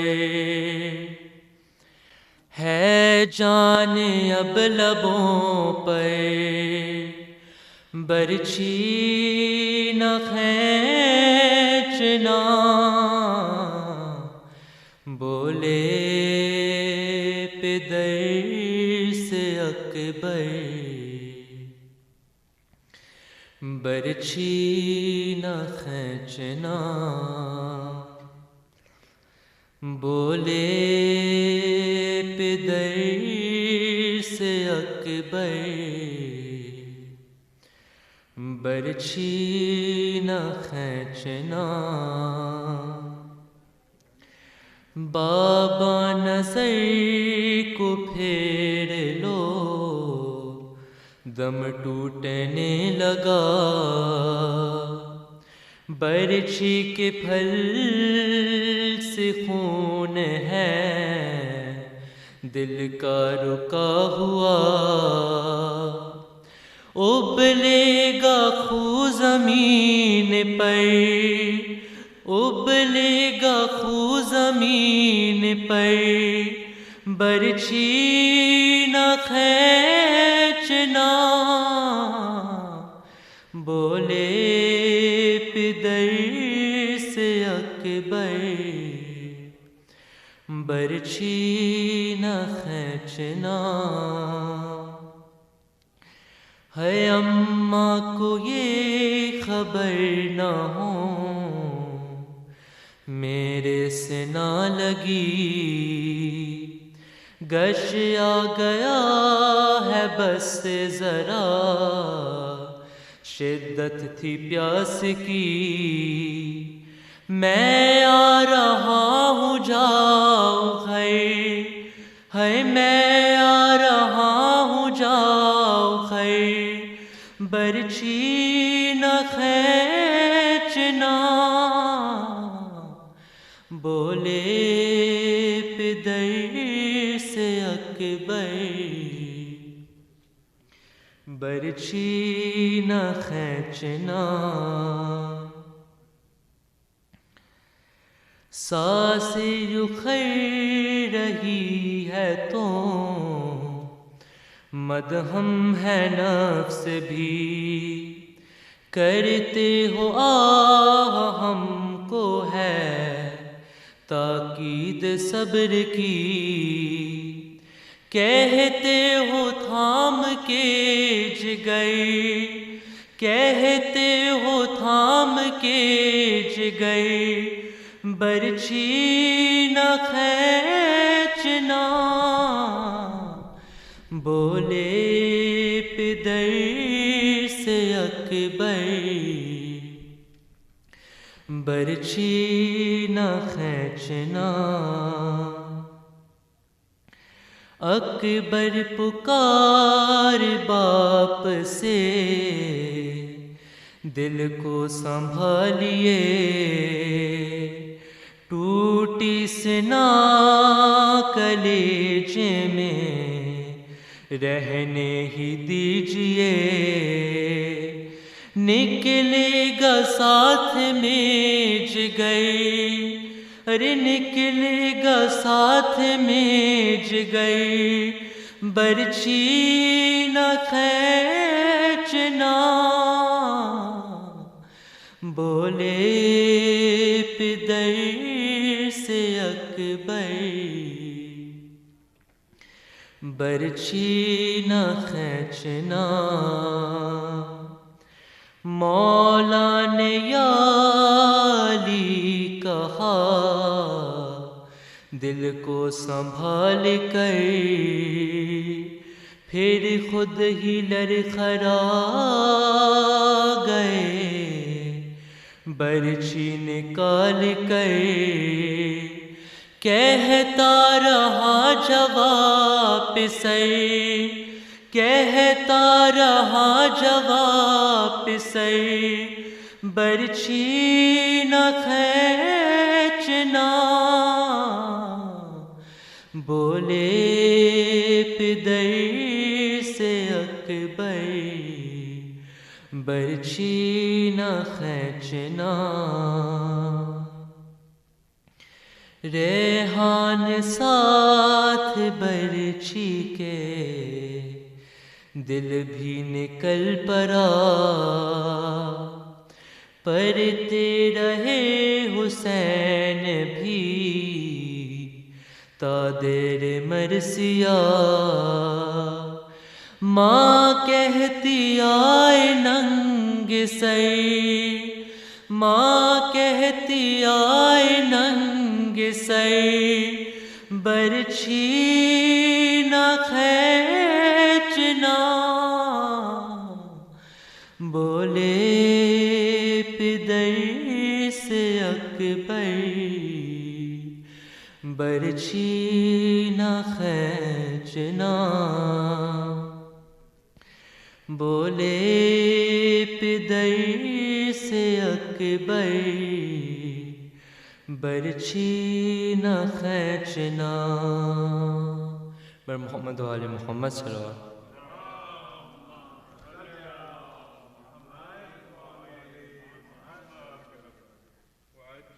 فراجہم جزاک اللہ آیان روجانی.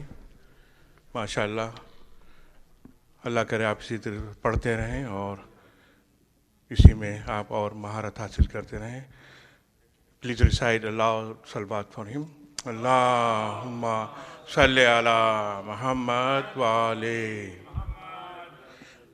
اب ہم مرثیے کے لیے آج کے مصائب حضرت قاسم ابن حسن کے ہیں. میں نوشاد رضوی سے ملتمس ہوں کہ تشریف لائیں اور اپنا نذران عقیدت بحضور امام حسین علیہ السلام اور اہل بیت اطہار پیش کریں. پر محمد و آل محمد صلوات. اللہم صلی علی محمد و آل محمد.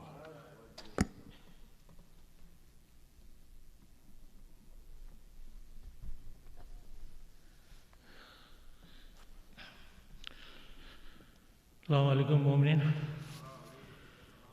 اور یہ ماسک اتار دوں. Thank you.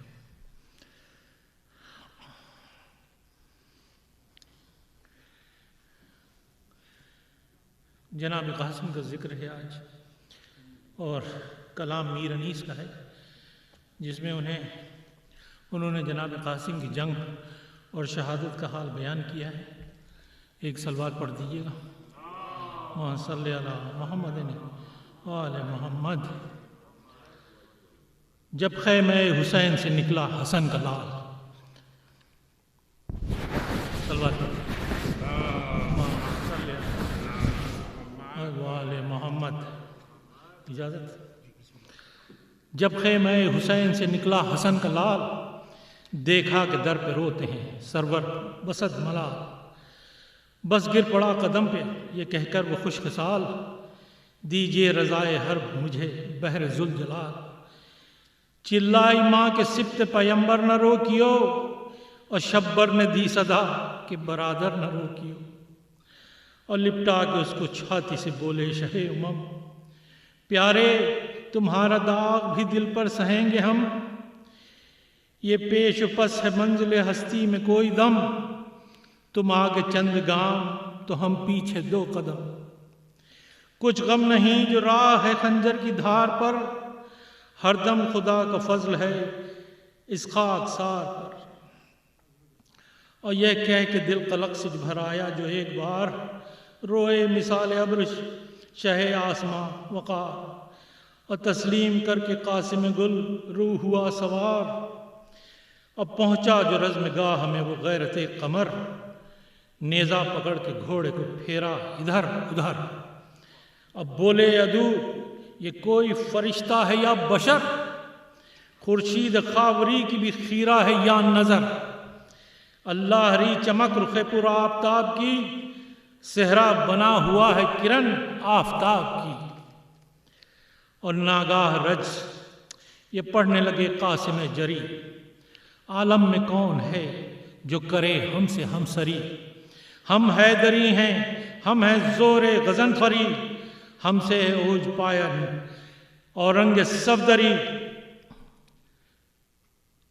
جد ہے میرا امیر عرب شہنۂ نجف الزرغام دین معین رسولان ما سلف دادی جناب فاطمہ زہرا ذی شرف امو حسین صاحب لولاک کا خلف میں پارے دل حسن خوش خصال ہوں ہیرے سے جو شہید ہوا اس کا لال ہوں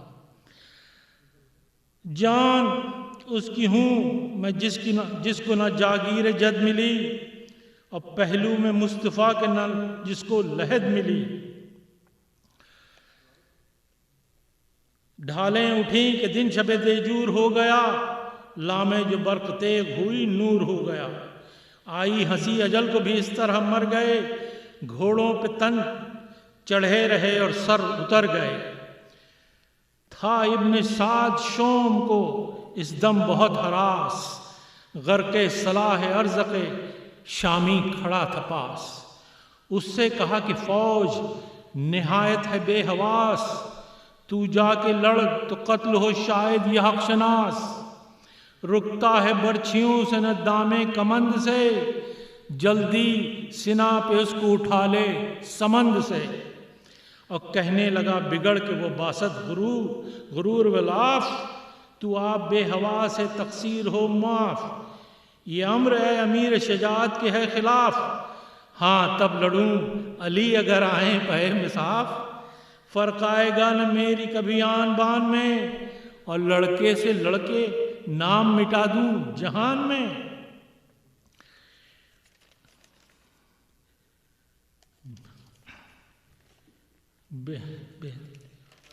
آل محمد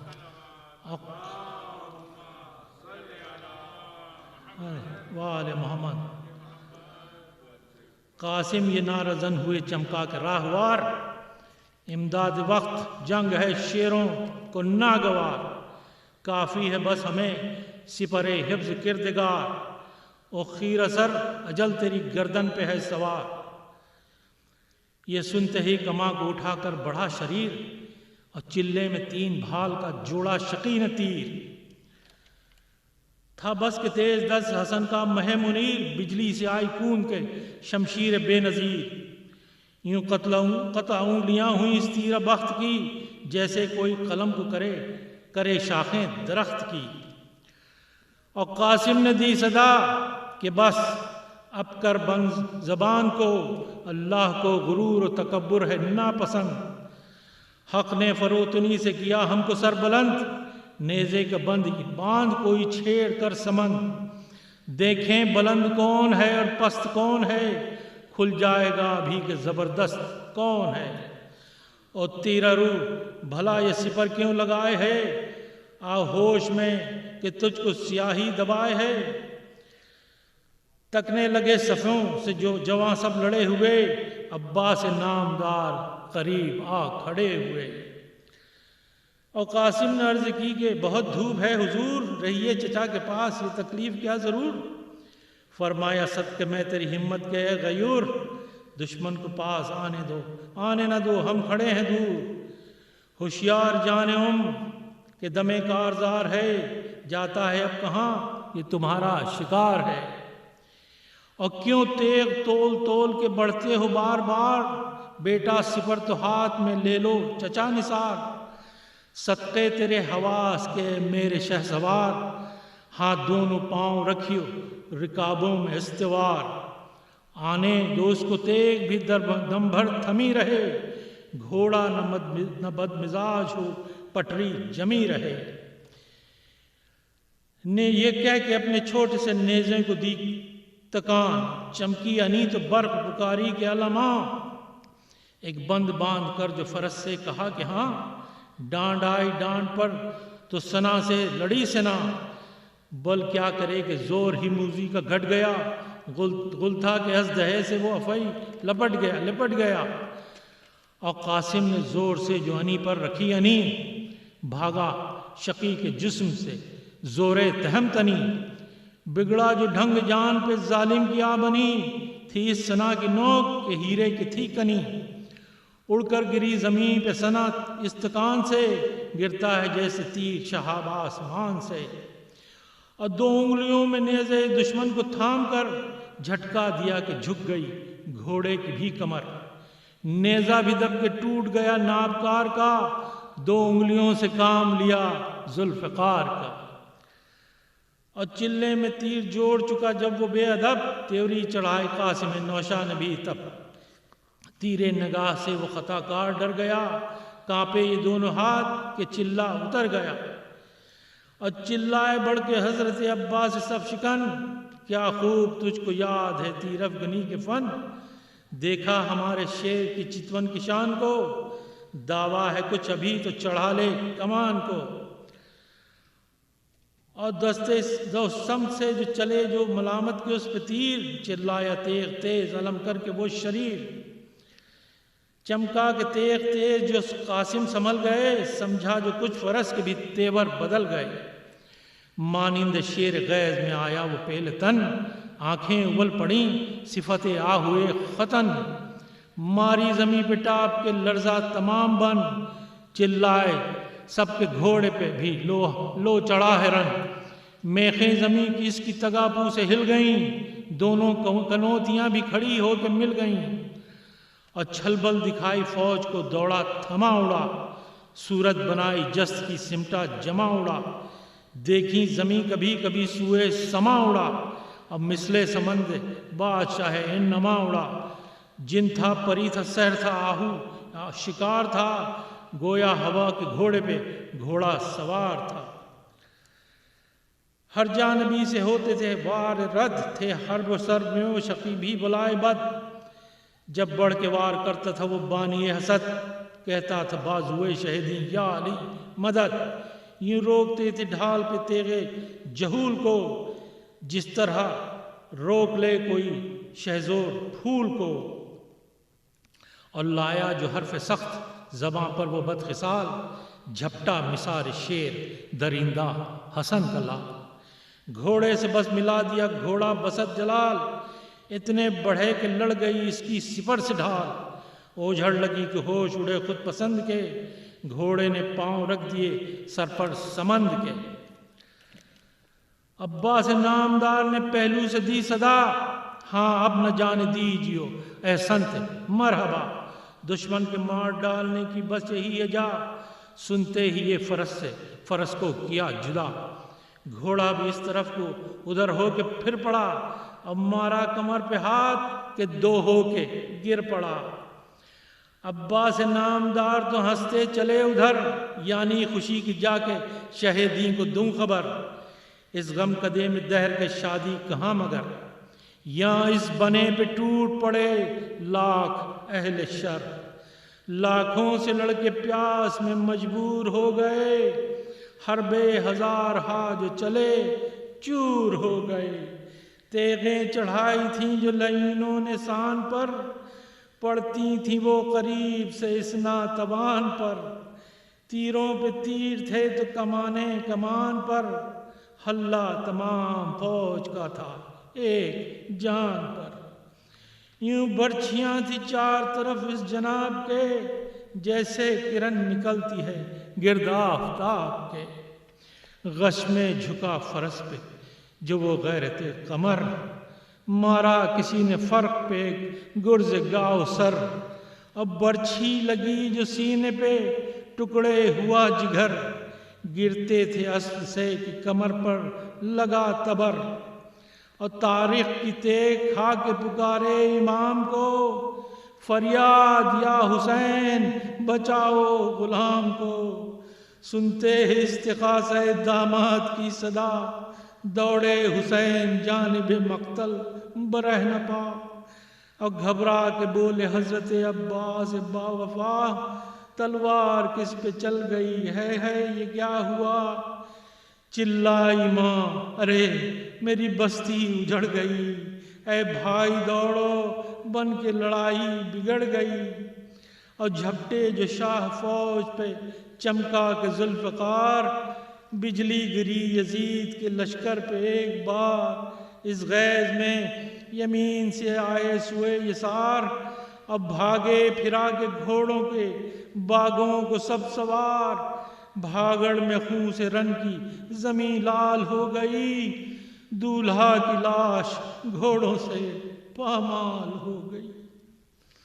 اللہم صلی اللہ محمد اللہم صلی۔ جزاک اللہ نوشاد رضوی بھائی۔ بر محمد آل محمد صلوات، اللہم صلی علی محمد آل محمد وعجل فرج۔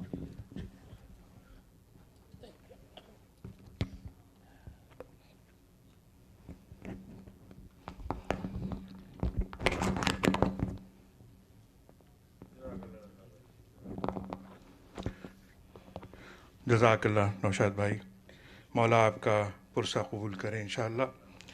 مومنین، عاشور کے دن کے پروگرام کی ڈیٹیل نوٹ کر لیجئے۔ عاشور کے دن 5 بجے 5 AM اذان علی اکبر، اینڈ دین 5:15 مرثیہ مجلس بائے سید مدثر شاہ موسوی، صلاۃ فجر 5:30 AM، لیڈیز مجلس 11:30 AM، اعمال عاشورہ 1 PM، اعمال عاشورہ 1 PM، 1:30 صلاۃ ظہرین، اردو مجلس by Maulana Mirza Muhammad Abbas at 2:45 PM، زیارت القمہ 4 PM، فاقہ شکنی 4:30 PM۔ Due to COVID restriction, no food or drink is allowed in building area. زیارت عاشورہ 6:35، 6:50 سلام مرثیہ in English and Farsi and Urdu، 7:50 مجلس in English by مولانا مرزا محمد عباس، صلاۃ مغربین 8:25، مجلس شام غریبہ in Urdu by Maulana Mirza Muhammad Abbas 9:30 PM، 9 PM and 9:30 سلام آخر انشاءاللہ۔ جلوس of Ashura as every year down town deals میں JFK میموریل پہ 10 AM to 12 PM انشاءاللہ۔ وقت کی پابندی جی کیجیے گا کہ ڈیلس کی جو مینجمنٹ انہوں نے یہی ٹائم سلاٹ الاٹ کیا ہے 2 PM 2 hours کا۔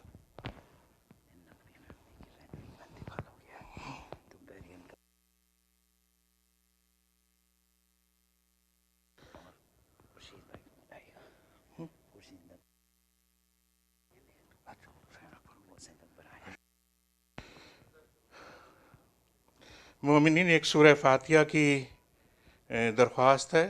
سید احمد رضا نقوی سن آف سرکار Naqvi, father in law Brother Arif Naqvi just passed away in Fort Worth. Inna lillahi wa inna ilaihi raji'un.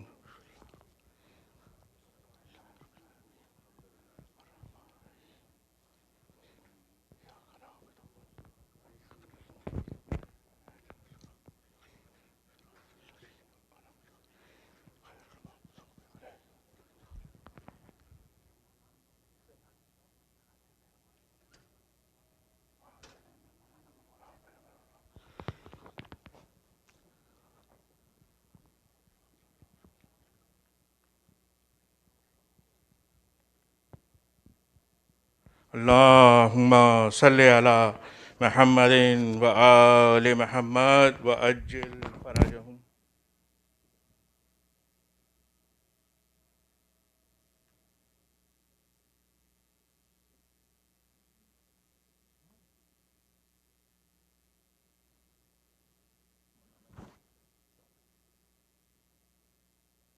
بر محمد آل محمد صلوات، اللہم صلی علی محمد و آل محمد و عجل فرجہم۔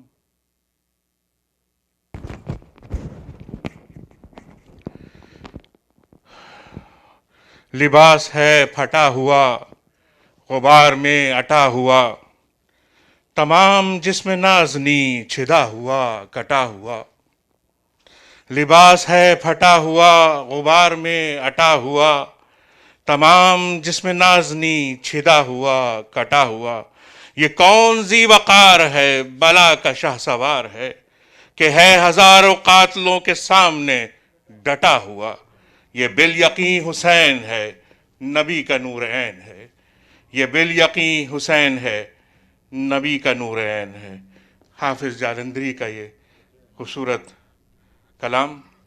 اب میں ملتمس ہوں مولانا جناب محمد مرزا عباس سے کہ تشریف لائیں اور مومنین سے آج کی 7ویں مجلس جو حضرت قاسم کی یاد میں انشاءاللہ ہوگی اس سے خطاب فرمائیں. بر محمد و آل محمد صلوات. اللہم صلی علی محمد و آل محمد وعجل فرجہم. مومنین آپ سے ملتمس ہوں کہ آگے تشریف لے آئیے. ایز یو نو کہ مور people will join inshallah in few minutes.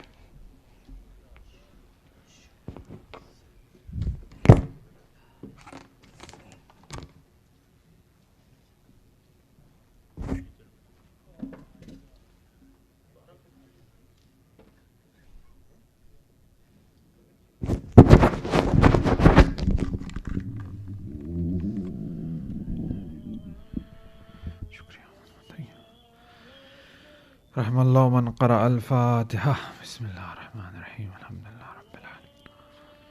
مالک یوم الدین. ایاک نعبد و ایاک نستعین.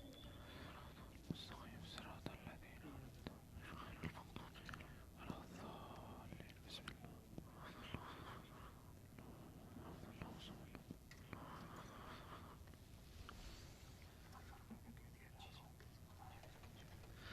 بسم اللہ الرحمن الرحیم.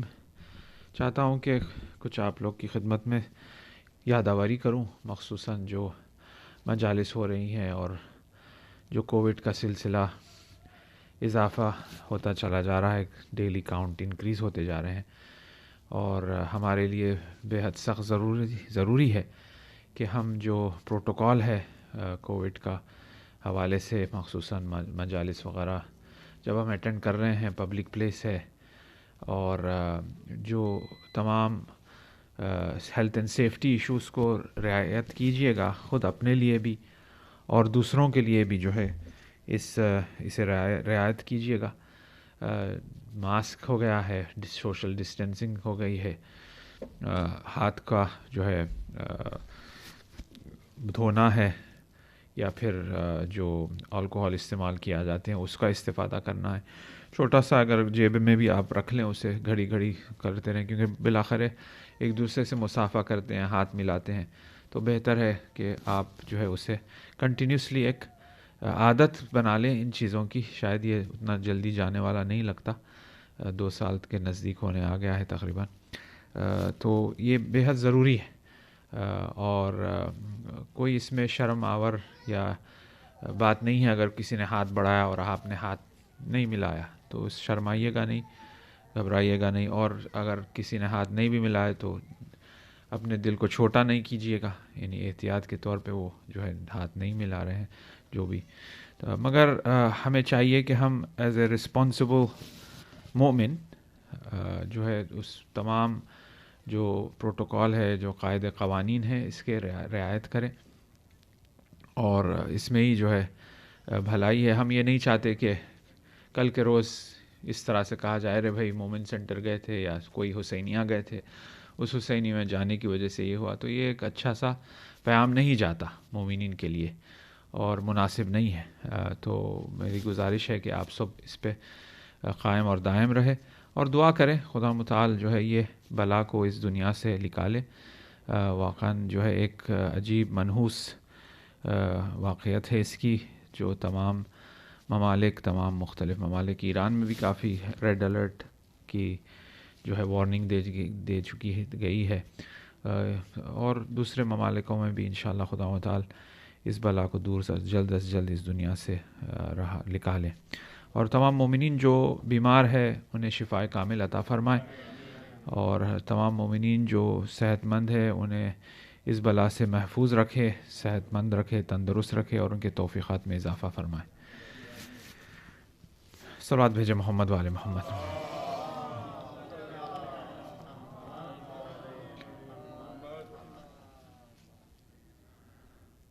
مومنین مولانا صاحب سے معذرت کے ساتھ ایک اناؤنسمنٹ کے سلسلے میں میں چند لمحوں کی آپ سے اجازت چاہتا ہوں. شکریہ.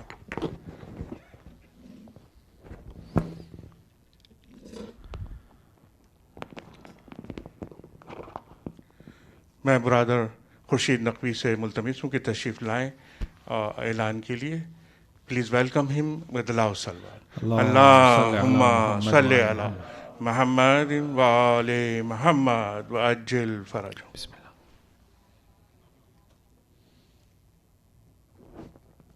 السلام علیکم مومنین. وعلیکم السلام. جیسا آپ کے علم میں ہوگا کہ ہلو جیسا آپ کے علم میں ہوگا کہ مختلف مواقع پہ مختلف حضرات آپ کے سامنے آ کر کے فنڈ ریزنگ کے لیے ریکویسٹ کر رہے ہیں. اچھا اس دفعہ مجھ سے ایک حکم دیا گیا ہے, گزارش تو میں نہیں کہوں گا. تو جیسا کہ آپ جانتے ہیں کہ اس فیسلٹی کو مینٹین, سسٹین اور پروگرام کو مسلسل جاری رکھنے کے لیے ایک اچھا خاصے رقم کی ضرورت ہوتی ہے. اچھا یہاں میں تھوڑا سا آپ کو یہ بتا دوں کہ یہ جب I am one of those people اور کچھ اور لوگ بھی یہاں بیٹھے ہوئے ہیں کہ یہ ابتدا ہوئی تھی 30-35 فیملی سے. اب ماشاءاللہ سے جو ہماری کمیونٹی کی جو ممبرشپ ہے اس اراؤنڈ 250. اور گزشتہ سالوں میں یہ رہا ہے کہ جو مین مجالس ہوتی ہیں جیسے رمضان میں شب قدر, مولا علی کی شہادت کی مجلس یا محرم میں 9ویں 10ویں, تو اس کو روک کر کے فنڈ ریزنگ کی جاتی تھی جو کہ اچھی نہیں لگتی تھی, لیکن بہرحال ضرورت بھی ہے, مجبوری بھی ہے. تو اب یعنی آپ نے دیکھا ہوگا کہ ینگسٹر بھی ریکویسٹ کر رہے ہیں, اسی کی طرف سے بھی ریکویسٹ ہو رہی ہے. اور میں بذات ایک آپ جو بھی کہہ لیں کہ سینئر ممبر کہہ لیں یا فاؤنڈنگ ممبرس میں سے ایک ہوں, کچھ اور لوگ بھی بیٹھے ہوئے ہیں, میں آپ سے گزارش کروں گا کہ اس میں بجائے اس کے کہ روزانہ مجلس روکی جائے, مولانا کا ٹائم جو ہے وہ کیا جائے, آپ لوگوں کو اس سے بجائے اس کے کہ آپ مولانا کی تقریر سے مستفیض ہوں اور ہم یہ روک کر کے روزانہ اعلان کریں, خود تھوڑا سا اپنے آپ میں یعنی تھوڑی سی موٹیویشن اور جرأت کے ساتھ جائیں. اور اس سے یہ بھی ایک فریضہ ہے. اوکے. اور اس سلسلے میں مولانا سے بھی ریکویسٹ کروں گا کہ اپنے طور پر بھی اس کی فضیلت, اس کی امپورٹنس جو کچھ ہے ذرا سا بیان کریں. تو ریکویسٹ یہی ہے کہ بجائے اس کے کہ روزانہ یہ اعلان ہو, آپ لوگوں سے ریکویسٹ کی جائے دست بدستہ, اوکے, خود تھوڑا سا موٹیویٹ ہو کر کے نا اس میں کار خیر میں حصہ لیں. اور یہ ایک ٹھیک ٹھاک فنڈ ہے, یہ ایک ٹھیک ٹھاک فنڈ ہے. اور اس میں جو سب سے اچھی بات ہے کہ you don't have to dish out your cash or whatever right at this moment. آپ پلیج کریں, لیکن وتھ آل ڈیو ریسپیکٹ دیکھا یہ گیا ہے کہ پلیج فارم کرنے کے بعد سے اس پلیج کو پورا نہیں کیا جاتا ہے انفارچونیٹلی. اس میں کچھ اگنورنس بھی ہوتی ہے, کچھ اوور سائٹنس بھی ہوتی ہے, کچھ کچھ انٹینشنلی بھی ہوتا ہے. تو اس کو اوائڈ کریں. If you want to pledge it, pledge کرنے کا مطلب کیا ہے کہ آپ کسی سے وعدہ کر رہے ہیں اور کس جگہ پہ کس مقام پہ کھڑے ہو کر کے وعدہ کر رہے ہیں. And if you don't come through that pledge, you can understand what the remedy is and how do you feel if anyone has any conscience. Okay, I pledge it towards an imam bargah, an ibadatgah, and I don't fulfill it. Okay, due to oversightness or intentionally. So how can one feel about it? تو اس کی طرف تھوڑا سا دھیان دیں, اور یہ نہ ہو کہ روزانہ جو ہے 10-15 منٹ اس کے اوپر ضائع کیے جائیں. پلیز, آج 7 محرم ہو گئی ہے, 3 دن باقی ہیں اس میں اشرف کے ختم ہونے میں. تو کوشش یہ کریں کہ ہمارا گول جو ہے وہ مکمل نہ بھی ہو تو کم از کم اس قریب پہنچ جائے کہ بعد میں جو پلے جانے والے ہیں اس سے جو ہے ہماری جو ساری ضروریات ہیں فائنینشلی امپروو ہو جائیں. بر محمد والے محمد صلوات. اللہم صلی اللہ. Thank you sir. محمد والے محمد. احسن خورشید بھائی, جزاکم اللہ خیر. خورشید بھائی کے طول عمر اور توفیق اور سلامتی کے لیے اور تمام والنٹیئرس کی طول عمر, سلامتی اور توفیقات میں اضافہ ہونے کے لیے ایک بلند صلوات فرمائیے. اللہ صلی علی محمد و آل محمد وعجل فرج. اعوذ باللہ من الشیطان الرجیم بسم اللہ الرحمن الرحیم الحمد للہ اولہ بلا اول کان قبل و آخرہ بلا آخر یکون بعدہ الذی قصرت عن رؤیتہ ابصار الناظرین وأجزت عن نعته أوهام الواصفين ثم الصلاة والسلام على سيدنا ونبينا حبيبنا وطبيب نفوسنا أشرف الأنبياء والمرسلين أبي القاسم المصطفى محمد الله وعليه الطيبين الطاهرين المعصومين المظلومين ولعنة الدائم على أعدائهم وغاصب حقوقهم ومنكر فضائلهم ومناقبهم أجمعين من الآن إلى قيام يوم الدين. أما بعد أعظم الله أجورنا وأجوركم والسلام عليكم ورحمة الله وبركاته. قال أمير المؤمنين عليه السلام التدبير قبل العمل يؤمنك من الندم. تدبیر کی جائے عمل کرنے سے پہلے اگر انسان تدبیر کرے، پلاننگ کرے، تو وہ کبھی ندامت میں ختم نہیں ہوگی. التدبیر قبل العمل یؤمنک، یعنی آپ کو ایک امن میں قرار دے گی. اگر وہ تدبیر آپ کو ایک امن میں قرار دے گی، کس سے امن میں قرار دے گی؟ کس سے امن میں آئیں گے آپ؟ امن میں آئیں گے ندامت سے، من الندم، یعنی افسوس کھانا. یعنی انسان اگر تدبیر کرے، پلاننگ کرے، جب وہ صحیح معنی میں پلاننگ کرتا ہے تو وہ کبھی افسوس نہیں کھاتا. تو جب دنیاوی حوالے سے ہم یہ دیکھتے ہیں کہ کوئی صحیح پلاننگ ہو، کہیں سفر پہ آپ نکلے ہیں، کوئی پروگرام کرنا چاہ رہے ہیں، گھر خریدنا چاہ رہے ہیں، ایکسٹینشن کرنا چاہ رہے ہیں، تو جب آپ پلاننگ کر کے آگے بڑھیں گے تو پھر آخر میں آپ پریشان نہیں ہوئیں گے، ارے یہ کیا، میں نے یہ کم ہوگا یا وہ زیادہ ہوگا، افسوس کا مقام نہیں رہے گا. جب دنیاوی حوالے سے یہ حقیقت رکھتا ہے، یہ معنی رکھتا ہے، تو اخروی حوالے سے یہ معنی کیسا نہیں رکھ سکتا؟ کیونکہ دنیا کی حقیقت اور دنیا میں جو ریفلیکشن ہے، جو حقائق ہے، وہ اخروی ہے. یعنی 8ویں امام رضا علیہ السلام اللہم صلی علی محمد کی حدیث یہ ہے کہ اس دنیا ایک منعکس ہے اس ملکوتی حقیقت کا. یعنی یہ دنیا ملکوتی حقیقت کا ایک منعکس ہے، ایک ریفلیکشن ہے. یہاں پہ جو قوانین پائے جاتے ہیں وہ قوانین آسمان سے آئے ہیں، یعنی وہ قوانین آسمان میں ہے. پھر انہوں نے چھوٹی سی مثال، علامہ طباطبائی جو کتاب ہے انٹو دا بینگ، رسالہ ولایت کے نام سے، عرفان عملی پہ ایک کتاب ہے، چھوٹا سا رسالہ ہے. آغا جوادی عملی کے بقول کہتے ہیں کہ تمام نچوڑ علامہ کی زندگی کا اس رسالے میں ہے. رسالۃ الولایہ کے نام سے ہے، یہ انگلش میں بھی ٹرانسلیٹ ہو چکی ہے. انٹو دا بینگ کے نام سے آئی کیس پریس نے اسے ٹرانسلیٹ کیا ہے. بہت ہی مختصر رسالہ ہے، لیکن تمام زندگی علامہ آغا جوادی کہتے ہیں اس میں مجسم ہو چکی ہے، اس کا نچوڑ اس میں ہے.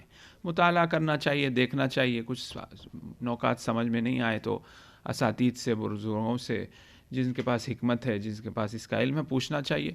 بہرحال یہ رسالہ علامہ نے جب وہ تبریز میں تھے، نجف سے آ کر اس وقت انہوں نے لکھا.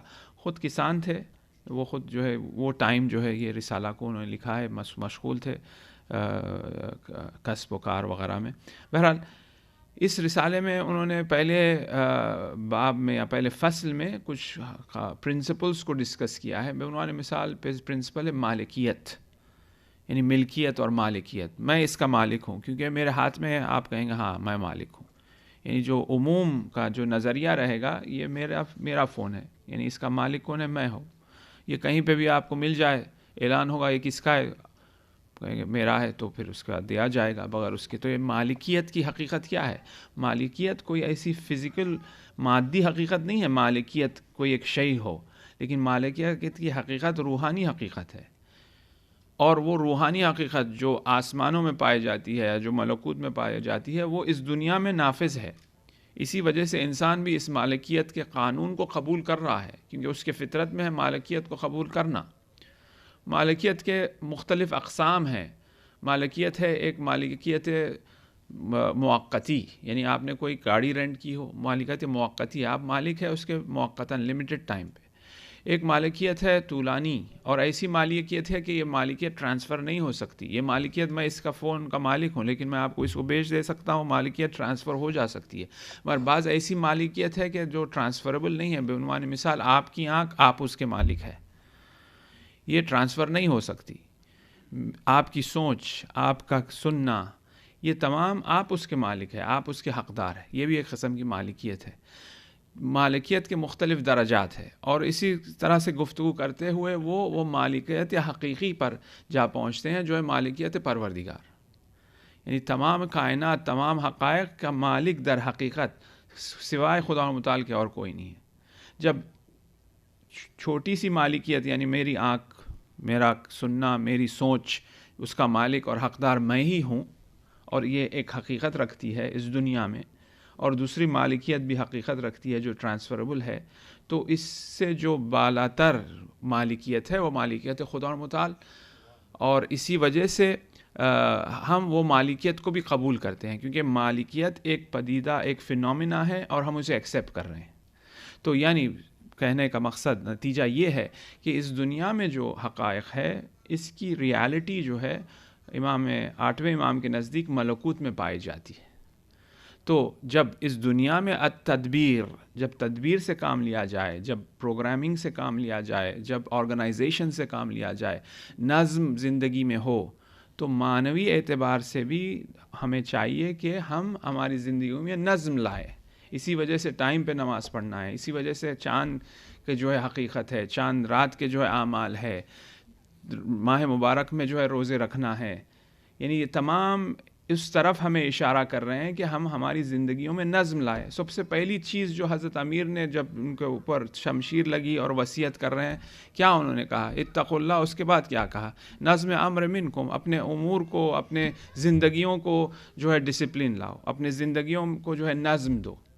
تو یعنی اگر ہم علی کے ماننے والے ہیں، اہل بیت کے نام ماننے والے ہیں، امام حسین کے ماننے والے ہیں، تو ہماری زندگیوں میں نظم آنا چاہیے، ہماری زندگیوں میں تدبیر آنا چاہیے، پروگرامنگ آنا چاہیے.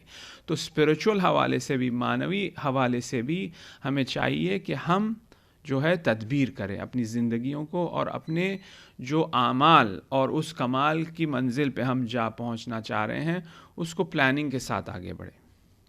امام حسین کے حوالے سے بھی، اور حرکت امام حسین اور قیام امام حسین کے حوالے سے بھی ہم یہی دیکھتے ہیں کہ پراپر پرفیکٹ پلاننگ کی ہے اب عبداللہ حسین نے. ایک ایک جملات جو انہوں نے کہے ہیں، ایک ایک شہید جو انہوں نے بھیجے ہیں جنگ کو، اور ایک ایک شہید کے ساتھ کس طرح سے گفتگو کرے ہیں اور کیا وجہ سے وہ گفتگو کرے ہیں، اور امام حسین چاہتے کیا ہیں اس شہید سے، اس حقائق جو شہید کے اندر چھپے ہوئے ہیں، جس کی وجہ سے اور جس کے بتلانے کی وجہ سے اس کا درجہ بلند ہوگا. کیونکہ امام رسپانسبل ہے کہ ہر انسان کو اس کمال کے درجے پہ لے جائے. امام رسپانسبل ہے کہ ہر انسان کے اندر جو پوٹینشل ہے، ایک اس اچھے استاد کی طرح استاد رسپانسبل ہے جو شاگرد پڑھ رہا ہے، دیکھتا ہے کس میں پوٹینشل ہے، کس میں پوٹینشل نہیں ہے. جس میں پوٹینشل ہوتا ہے ان کو زیادہ دیتا ہے، ان کو اپنے طرف زیادہ کھینچتا ہے، اس کا پوٹینشل کامل طور پہ کمال کی منزل پہ لے جاتا ہے. اسی طرح سے امام بھی جو کمال انسانی جو خدا متعال نے ہمارے اندر ڈالا ہے، اس کمال انسانی کو امام اس کو کمال کے درجے پہ لے جاتا ہے. تو امام ہم یہی دیکھتے ہیں. حضرت قاسم گھڑی گھڑی پوچھتے چلے جا رہے ہیں کیا سب شہید ہوئیں گے؟ جواب نہیں دے رہے ہیں. آخر میں جواب دیا اصغر بھی شہید ہو جائیں گے. تم کیا کہہ رہے ہو؟ پھر بھی جواب سیدھا نہیں دیا، ہاں قاسم تم بھی شہید ہوگے. وہ اشتیاق جگانا ہے، وہ جملے کو نکالنا ہے قاسم سے کہ موت میرے لیے جو ہے اصل شہد سے زیادہ شیرین ہے. یعنی یہ قاسم کہے تاکہ یہ تاریخ میں جائے.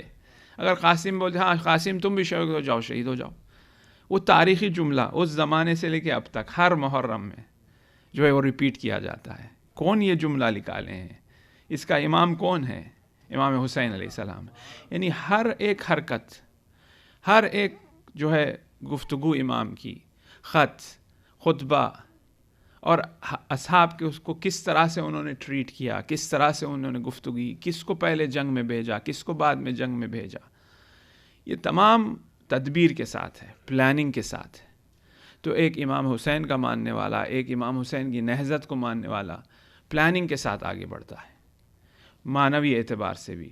ہم کبھی یہ نہیں سوچنا چاہیے کہ ایک رات میں ہماری زندگی تبدیل ہو جائے گی، ایک رات میں ہم ولی اللہ بن جائیں گے. یہ ممکن نہیں ہے، یہ پاسبل نہیں ہے. ہاں یہ پاسبل ہے کہ انسان جو ہے کئی راتیں گزار لے ولی اللہ بننے کے لیے، شاید ایک درجے پہ پہنچے جو بہت ہی ادنا درجہ ہو، لیکن خدا اپنے لطف سے جو ہے اسے ایک دم درجات بلند کر دے. مگر اس کو چاہیے کہ وہ جد و جہد کرتا رہے، پھر اس کے بعد جو ہے خدا اس جد و جہد کو دیکھ کر اسے عطا کرے گا. تو یعنی انسان کو پروگرامنگ کے ساتھ، برنامہ ریزی کے ساتھ، تدبیر کے ساتھ جو ہے آگے بڑھنا چاہیے. معنوی وادی میں بھی، عشق کے وادی میں بھی یہی طرح. اسی وجہ سے جو عنوان گفتگو ہے عقل جب استعمال کرے گا شخص، عقل ریشنالٹی استعمال کرے گا، تو ریشنالٹی استعمال کر کے وہ ریشنالٹی کمال کے منزل پہ جب پہنچ جائے گی تو وادی عشق میں جائے گا. تو تدبیر اسے کرنا ہے، پروگرامنگ اسے کرنا ہے. یعنی اب یہ راتیں جو مخصوص راتیں ہیں، اس راتوں کا استفادہ کرنا ہے، توسل کرنا ہے امام حسن مجتبیٰ سے، حضرت قاسم سے، کہ ہمارے گناہ بخش دیے جائے. ہمیں اس انوار اور اس رحمتیں جو خدا متعال ہمارے لیے ثبت اور ضبط کیا ہے اسے ہمارے طرف کھول دیں. صلوات بھیجیں محمد والے محمد. امیر المومنین کی ایک اور حدیث ملتی ہے کہ عاقل الناس انظرہم فی العواقب. جو عاقل ترین انسان ہیں، عاقل الناس، الف ہے افعل و تفضیل، یعنی اکمل، کمال، اکمل، عاقل، عقل، عاقل. عاقل الناس، جو سب سے زیادہ انٹلیکچول اور پر عقل ترین شخص وہ ہے جو کانسیکوینسز کو کیلکولیٹ کرتا ہے. عواقب، ہر امر کے جو آخرت، کام کا جو آخرت ہوتی ہے اس کو کیلکولیٹ کرتا ہے. میں اس طرح بولوں گا، اس کے نتیجہ کیا نکلے گا، کیا یہ میرا بولنا صحیح ہے یا غلط ہے، یا میرا عمل صحیح ہے یا غلط ہے، اس کا رزلٹ کیا ہوگا، اس رزلٹ کو کیلکولیٹ کرنا ہے. ہر ایکشن جو میں کر رہا ہوں اس کا رزلٹ کو ہمیں کیلکولیٹ کرنا ہے. وہ ہے عاقل الناس. اور مخصوصاً یہ جو وادی ہے، وادی عشق یا وادی معنویت، بہت ہی ظریف ہے اور بہت ہی لطیف ہے. چھوٹی چھوٹی چیز یہاں پہ انسان کو کہاں سے کہاں کر دیتی ہے. مالک اشتر بھی جنگ کرنے نکلے ہیں، حضرت امیر بھی جنگ کرنے نکلے ہیں. مالک اشتر کہتے ہیں کہ میں ایک اور دو مار دیتا تو میرے مولا سے برابری کر لیتا یا آگے کر لیتا. یہاں پہ امیر کیا فرماتے ہیں، میں جب وار کرتا ہوں تو 7 پشت دیکھ کے وار کرتا ہوں. یعنی ظریف، بہت ہی لطیف نکتہ ہے. کبھی ہم یہ نہ سمجھا کہ ہم جو ہے اس درجے پہ پہنچ گئے. اور پھر جب حضرت امیر کی تلوار اس طرح سے چلی ہے تو ابن امیر اور حسین ابن علی ابن ابی طالب کی تلوار بھی اسی طرح چلی ہے کربلا کے میدان میں. ایک ہی از نکاتی ایک نکتہ جو علماء یہ بیان کرتے ہیں جنگ کی وجہ کیا تھی. جنگ کی وجہ یہ بیان کرتے ہیں کہ ضروری تھا، ایسے خار تھے، ایسے رکاوٹیں تھیں اسلام کو پھیلنے کے لیے جو گھروں میں بیٹھے ہوئے تھے. یہ رکاوٹیں گھروں میں بیٹھے ہوئے تھے. اگر یہ افراد گھروں سے باہر نہ آتے اور انہیں قتل نہ کیا جاتا تو اسلام نہیں پھیلتا. تو امام حسین جانتے تھے کہ وہ شہید ہو جائیں گے، لیکن وہ شہید ہوتے ہوئے ان رکاوٹوں کو نیست اور نابود کرنا چاہتے تھے کہ وہ گھروں سے باہر نکلے اور آمنا سامنا ہو اور میں انہیں نیست اور نابود کروں تاکہ اسلام پھیل سکے. اسی وجہ سے جب یہاں پہ وہی بات یاد آ جاتی ہے حضرت امیر کی، تو حضرت امام حسین نے جو تلوار چلائی ہے وہ یہ منطق سے، یہ عنوان سے تلوار چلائی ہے. جن کو واصل جہنم کیا ہے جانتے ہوئے کہ 7 پشت میں کوئی ایسا شخص نہ ہو ان کے اندر کہ وہ اسلام کا حامی ہو سکے. اسی وجہ سے وہ افراد واصل جہنم جو ہوئے ہیں لیاقت زندگی نہیں رکھتے تھے. وہ افراد جو واصل جہنم ہوئے ہیں وہ افراد اسلام کے سامنے ایک ڈھال بن چکے تھے، اور اس کے لیے جنگ کے علاوہ اور کوئی چارہ نہیں تھا. یہ ہمیشہ گھروں میں رہتے، صلح ہو جاتی، یا امام حسین شہید ہو جاتے، یا امام حسین بزرگ ہو کے گزر جاتے عمر کی وجہ سے، سن کی وجہ سے، ایج کی وجہ سے. امام حسین چاہتے تھے کہ یہ افراد میدان میں آئے، ان سے آمنا سامنا ہو اور میں انہیں واصل جہنم کروں. تو تدبیر اور پلاننگ کے ساتھ امام جو ہے یہ جنگ کرے ہیں اور آگے بڑھے ہیں. اور تو مالک اشتر نے یہ کہا، یعنی جب وادی دنیاوی حساب سے جو ایک مادی دنیا ہے اس میں کیلکولیشنز اتنا جو ہے کاؤنٹ کرتا ہے اور اتنا اثر رکھتا ہے، تو معنوی اعتبار سے بھی یہی ہے. تو انسان کو چاہیے کہ وہ آہستہ آہستہ شروع کرے. اگر جوادی یہی فرماتے تھے کہ ضروری نہیں ہے کہ تم 11 رکعت نماز شب پڑھو، بس تم وہ وقت جو ہے جاگ جاؤ، نماز سے کچھ 5 منٹ پہلے ایک کھجور کھا لو، یا لیٹے ہوئے ہی جو ہے تکیے کے اوپر تیمم کر کے نماز شب پڑھ لو. یعنی وہی شروعات وہی ہے، صرف وہی کرو ابتداً. پھر آہستہ آہستہ یہی جو ہے جو چھوٹا سا کام ہے، ادنا سا کام ہے، وہ جو ہے تمہیں پوری 11 رکعت جو نماز شب ہے توجہ کے ساتھ اور خلوص کے ساتھ جو ہے وہاں تک لے جائے گی. تو پلاننگ کے ساتھ آگے بڑھے، چھوٹا جو ہے گول بنائیں، ہدف بنائیں، اس کو کمپلیٹ کریں، اور اس عمل کو اور اس ایکشن کو اپنے دنیا میں لائے، اپنے روز کے اعمال میں لائے. 8 رکعت نہیں، چلیں 2 رکعت نماز شفا ہو گئی، 1 رکعت نماز وتر ہو گئی، جن میں آپ اپنے مرحومین کا نام لیں گے. خود بخود آپ دیکھیں گے کہ وہ مرحوم کا حضور جو ہے آپ کی زندگی میں آئے گا اور وہ منتظر رہے گا. یعنی اور پھر آپ کیونکہ وہ منتظر رہے گا، آپ خجالت زدہ ہو جائیں گے. آپ کہیں گے بھائی آج مس ہو گئی میں نماز وتر، آج میرے والد کو یاد نہیں کیا. وہ ایک مخصوص ٹائم تھا، صبح کا وقت تھا، کوئی جانتے نہیں تھے، میں اپنے والد کا نام لیا ہوں نماز شب میں، ان کے مغفرت کے لیے دعا کیا ہوں.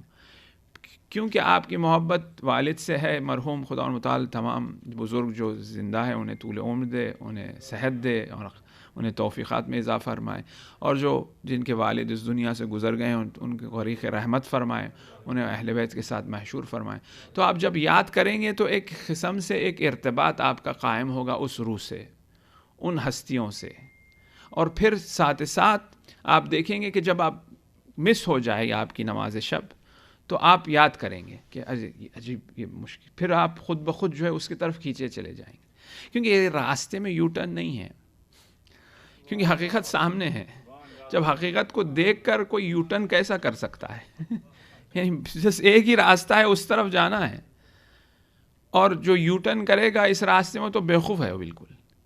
یعنی وہ ایسا ہے کہ آج دن میں روشنی میں کوئی کہ سورج نکلا ہوا ہے، بولے رات ہے، یہ تو ہے ہی نہیں.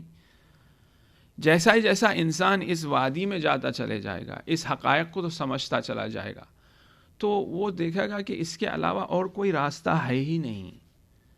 صرف یہی راستہ ہے، اور یہ ایک ہی راستہ ہے، اور یہی ہے صراط المستقیم جو خدا تک پہنچائے گا. اور اسی راستے پہ جو یہ ایک راستہ ہے، علامہ طباطبائی کی تفسیر بھی اسی طرح سے ہے کہ اس راستے کے درجات ہے.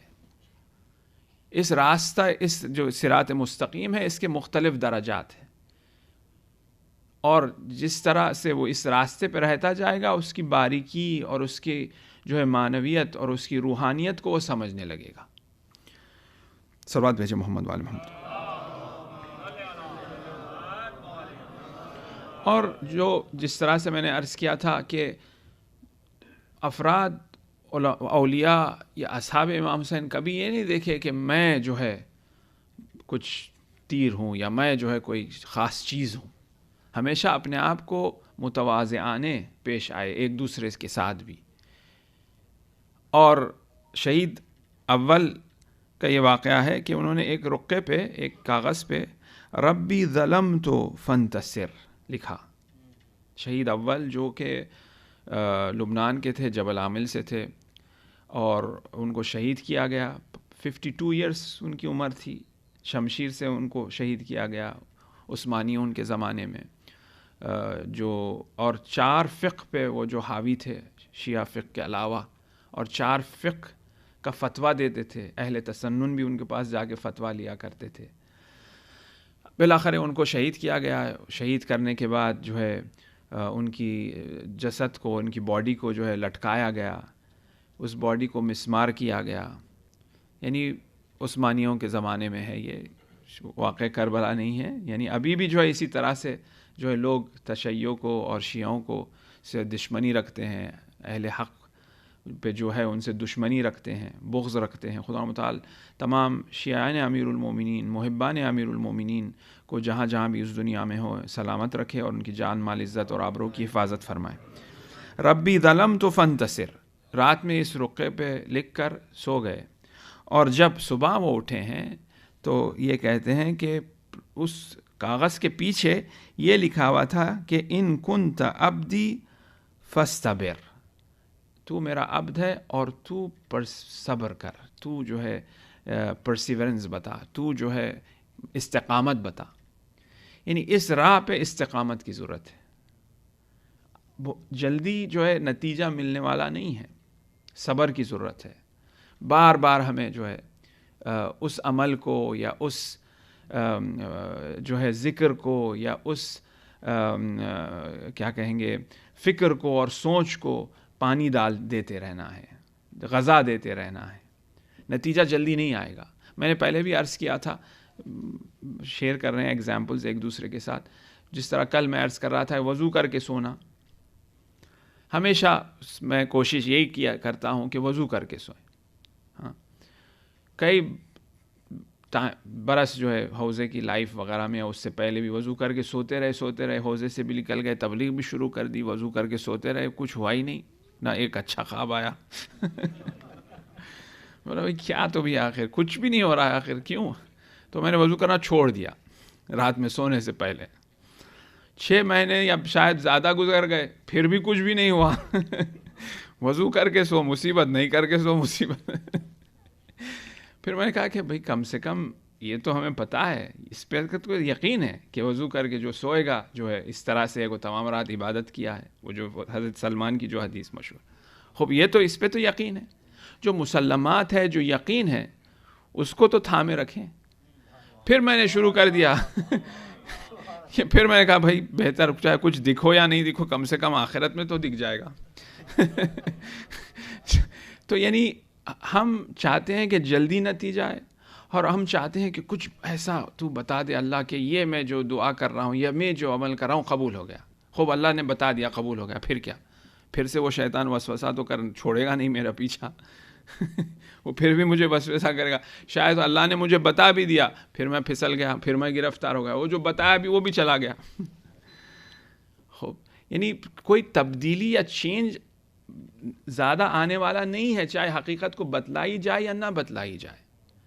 جو مسلمات ہے، جو حقائق ہے، وہ حقائق تو صحیح ہے۔ جس طرح سے کل بہت ہی اچھا خوبصورت پروگرام رہا یوتھ کے ساتھ، پرسوں رات بھی خدا متعال تمام نوجوانوں کو، یوتھ کو سلامت رکھے اور دین پہ قائم رکھے، اور ان کے پریشانیاں اور گرفتاریوں کو دور فرمائے، اور ان کے لیے آسانیاں ہو زندگیوں میں انشاءاللہ۔ سوال تھا کہ امام زمانہ کے حوالے سے کہ اس وقت امام کیا کر رہے ہیں اور کس حال میں۔ امام تو زندہ ہے اسی طرح سے جس طرح سے ہم اور آپ ہے۔ بعض روایتوں میں ہم نے اس کے عنوان سے جزیرہ خضرہ، اور وہاں پہ ایک جزیرہ ہے اور حکومت کر رہے ہیں اور زندگی کر رہے ہیں، اور کوئی شخص جو ہے گھوم گیا تھا اور وہاں پہ پہنچ گیا تو انہوں نے دیکھا نماز کا وقت، امام ہے، ان کی اولاد ہے، فلاں فلاں، آپ لوگوں نے سنا ہے اس قسم کی تقاریر، مجالسیں، کتابیں وغیرہ۔ خوب کیا یہ صحیح ہے یا غلط، یا یہ محکم ہے، محکمات میں سے ہے، یا پھر ضعیف نریشنز ہے؟ خوب مگر محکمات میں سے کیا ہے، مسلمات میں سے کیا ہے، اسے دیکھیں۔ یہ اس کے اوپر یقین ہے کہ یہ 10 دن امام گریہ میں ہے، یہ محکمات میں سے، اس میں کوئی شک ہے ہی نہیں۔ یہ محکمات میں سے ہے کہ ہر جمعرات کو ہمارا نام اعمال امام کے پاس جاتا ہے، چاہے وہ جزیرہ خضرہ میں رہو، اولاد رہو یا نہیں رہو، اس جو محکمات میں ہے اسے لے لیں۔ یہ محکمات میں سے ہے کہ امام ہمارے لیے پریشان ہے، ہمارے لیے دعا کرتے ہیں، ہمارے لیے منتظر ہے، یہ محکمات میں سے ہے۔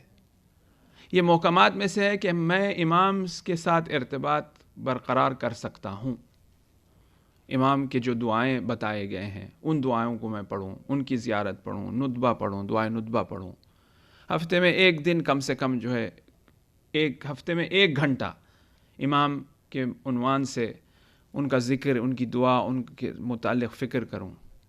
یہ تو محکمات میں سے ہے۔ یہ تو محکمات میں سے ہے کہ امام کی مدد، مستضعفین جو مشکل ہے، جو پریشان ہیں، امام کی مدد ان تک پہنچتی ہے.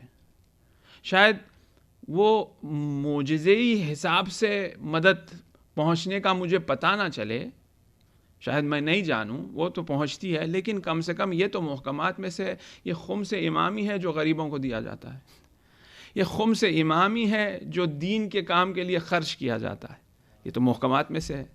جو تمام دار و مدار جو مساجدیں، جو سینٹرز، جو استقلال اور استقرار اور حریت اور آزادی اور جو سربلندی تشیع کی ہے، وہ امام کے وجہ سے ہی ہے. کیونکہ تمام جو مفتی اور ملا حکومت کے اندر ہے جو حکومت کہے گی وہی جو ہے خطبہ پڑھیں گے، لیکن تنہا مذہب تشیع ہے جو آزاد ہے. کیونکہ حکومت ان مراجعوں پہ حکومت امام ہے، یہ کبھی دباؤ میں نہیں ہے، اور نہ یہ کوئی ایسے لالچی ہے کہ خمس میرے پاس آئے اور ان کی زندگی تبدیلی ہو جا رہی ہو. نہیں، جا کے دیکھیں کس طرح سے جو ہے ہمارے مراجع زندگی کرتے ہیں. کیونکہ یہ امام کا دنیاوی حساب سے اکنامیکل انڈیپینڈنس ہے جو وہ مراجع کے ہاتھ میں ہے، جس کی وجہ سے جو قرآن اور سنت میں ہے اس کا وہ فتویٰ دیں گے، اس کے متعلق بات کریں گے، بغیر کوئی پریشر کے، بغیر کوئی حکومتی دباؤ کے، آزادانہ. خوب یہ محکمات میں سے. تو یعنی ہمیں چاہیے کہ جو محکمات ہے، جو ریالٹیز ہے، اس پہ توجہ دیں اور اس کے اوپر عمل کریں، یعنی اس فرامین پہ عمل کریں. صلوات بھیجیں محمد والے محمد.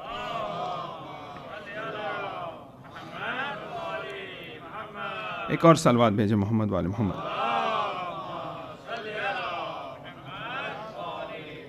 جب یہ بیداری کا حقیقت انسان بیدار ہو جاتا ہے، جس طرح سے ہر روز ہم ایک جو ہے عنوان سے آگے بڑھتے چاہ رہے ہیں، پھر اس کے بعد جو ہے ہم نے خدمت میں آپ کی عرض کیا، علم کے اعتبار سے اہل بیت علیہ السلام کے دروازے پہ آنا ہے، پھر استقامت ہے، اور پھر اس کے بعد ہم دیکھتے ہیں کہ وہ حقیقت کہ انسان آہستہ آہستہ اس دنیا سے، جیسا آیہ قرآنی ہے کہ وَمَنْ يُهَاجِرْ فِي سَبِيلِ اللَّهِ يَجِدَ فِي الْأَرْضِ مُرَاغِبًا كَثِيرًا وَسَعَةً وَمَنْ يَخْرُجْ مِنْ بَيْتِهِ مُهَاجِرًا إِلَى اللَّهِ وَرَسُولِهِ ثُمَّ يُدْرِكُهُ الْمَوْتُ فَقَدْ وَقَعَ أَجْرُهُ عَلَى اللَّهِ. وَمَنْ يَخْرُجْ مِنْ بَيْتِهِ، ایک شخص جب اپنے گھر سے نکلتا ہے، گھر سے مراد یہاں پہ یہ گھر ہے، اپنی نفس ہے، نفس سے دور ہونا ہے. اس آیت میں جو معنوی تفسیر جو کریں، جب اس نفس سے نکلتا ہے باہر، اس نفس سے دور ہوتا ہے، نفس میری کوئی ایک چیز چاہ رہی ہے، اس نفس کے خلاف جا رہا ہے. خدا کس عنوان سے خلاف جا رہا ہے؟ خدا. یخرج من بیتہ کس طرف؟ الی اللہ، اللہ کے طرف اور رسول کے طرف. میری نفس یہ چاہ رہی ہے، لیکن اللہ کیا چاہ رہا ہے، میں اس کے طرف جا رہا ہوں.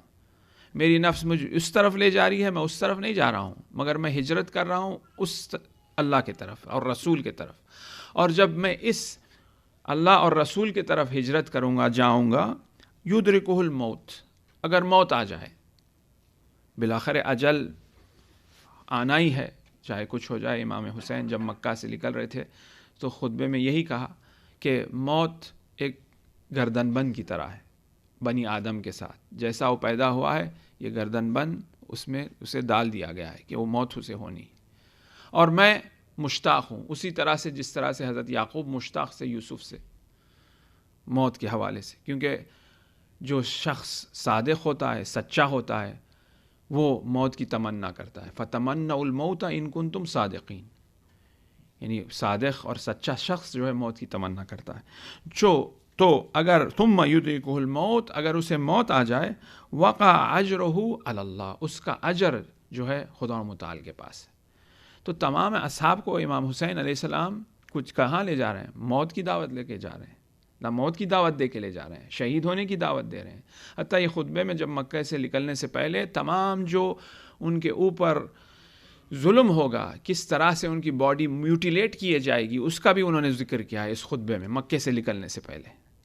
یعنی تمام واقعات سامنے ہیں اور اصحاب کو بھی سناتے جا رہے ہیں، اور اصحاب ہجرت کر رہے ہیں اللہ کی طرف اور رسول کی طرف.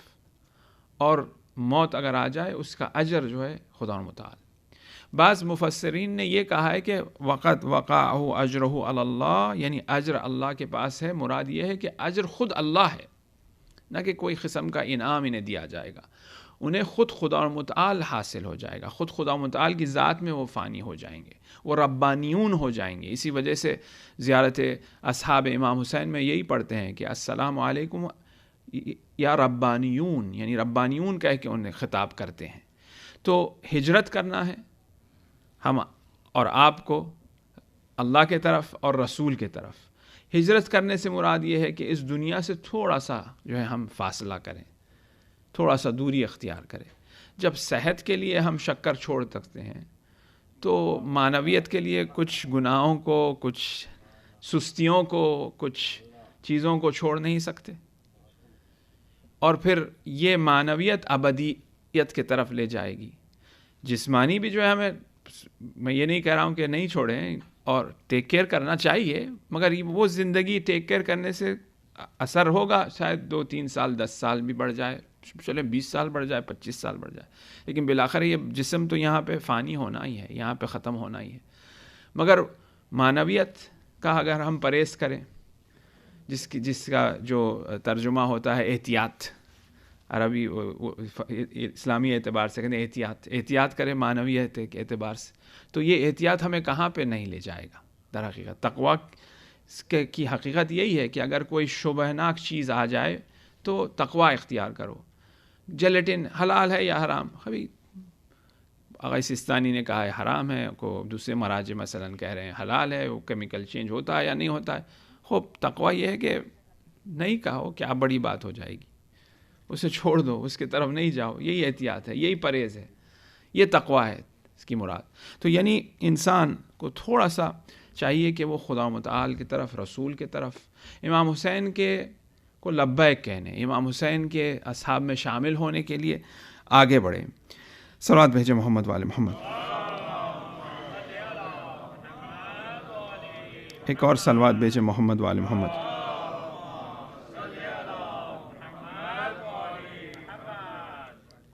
اور پھر اس راہ میں مشکلات، رکاوٹیں آئے گی، اور انسان اس راہ میں شکست بھی کھائے گا، لیکن مومن کبھی شکست نہیں کھاتا۔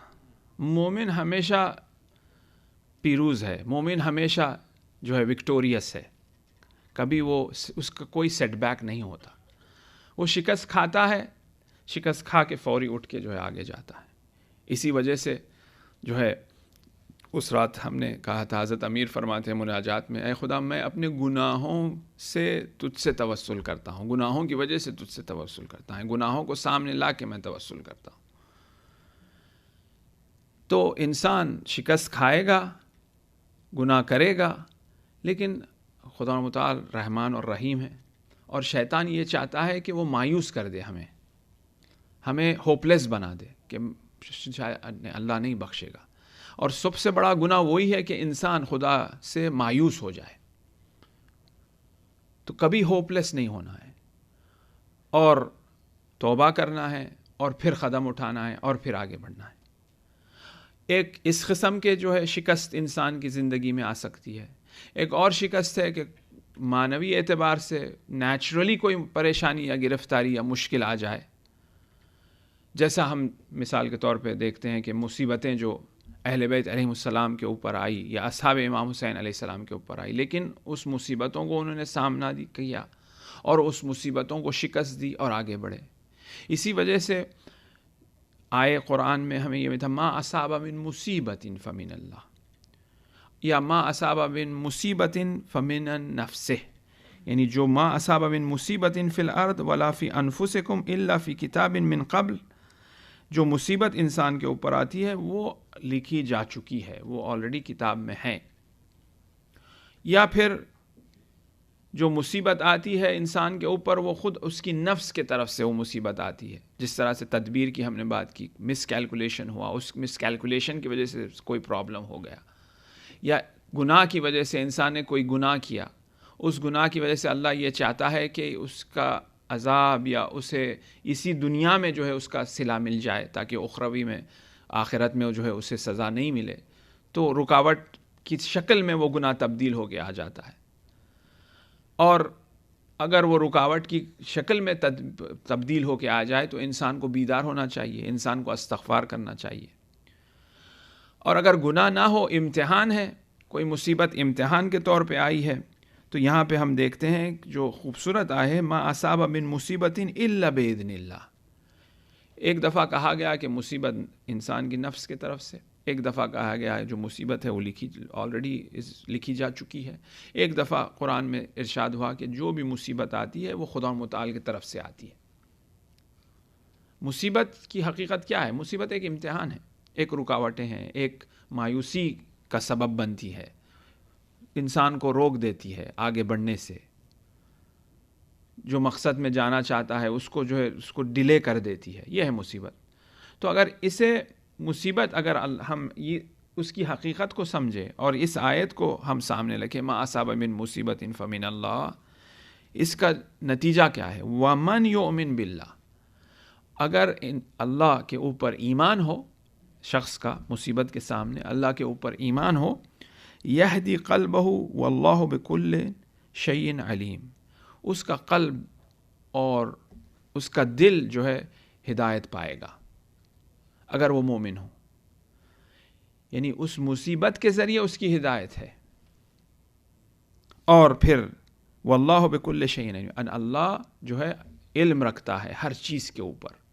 کتنے مصیبتیں آئیں امام حسین کو کربلا کے میدان، جتنی مصیبتیں آتے جائی اتنی زیادہ ہدایت، وہ تو خود ہادی ہے، منظور یہ ہے ہدایت سے مراد اور بالا، ہدایت کے بالا درجے پر، وہ تو خود صراط ہے اہل بیت علیہ السلام، اس میں کوئی شک نہیں ہے.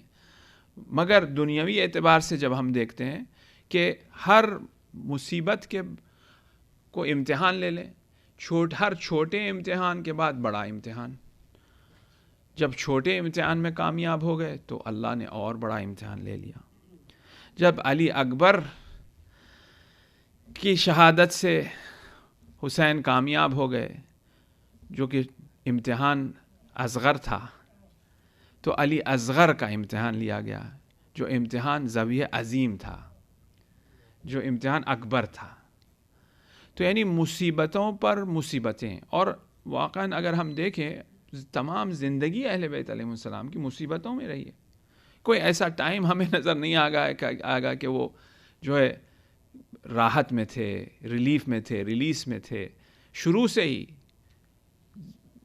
ہی یعنی اسلام کے شروع ہونے سے، جب پیغمبر نے رسالت کا اعلان کیا، اس کے بعد سے آخر زندگی تک، حتیٰ زندگی کے بعد بھی پیغمبر کی اولاد کے ساتھ بھی مصیبتوں پہ مصیبتیں.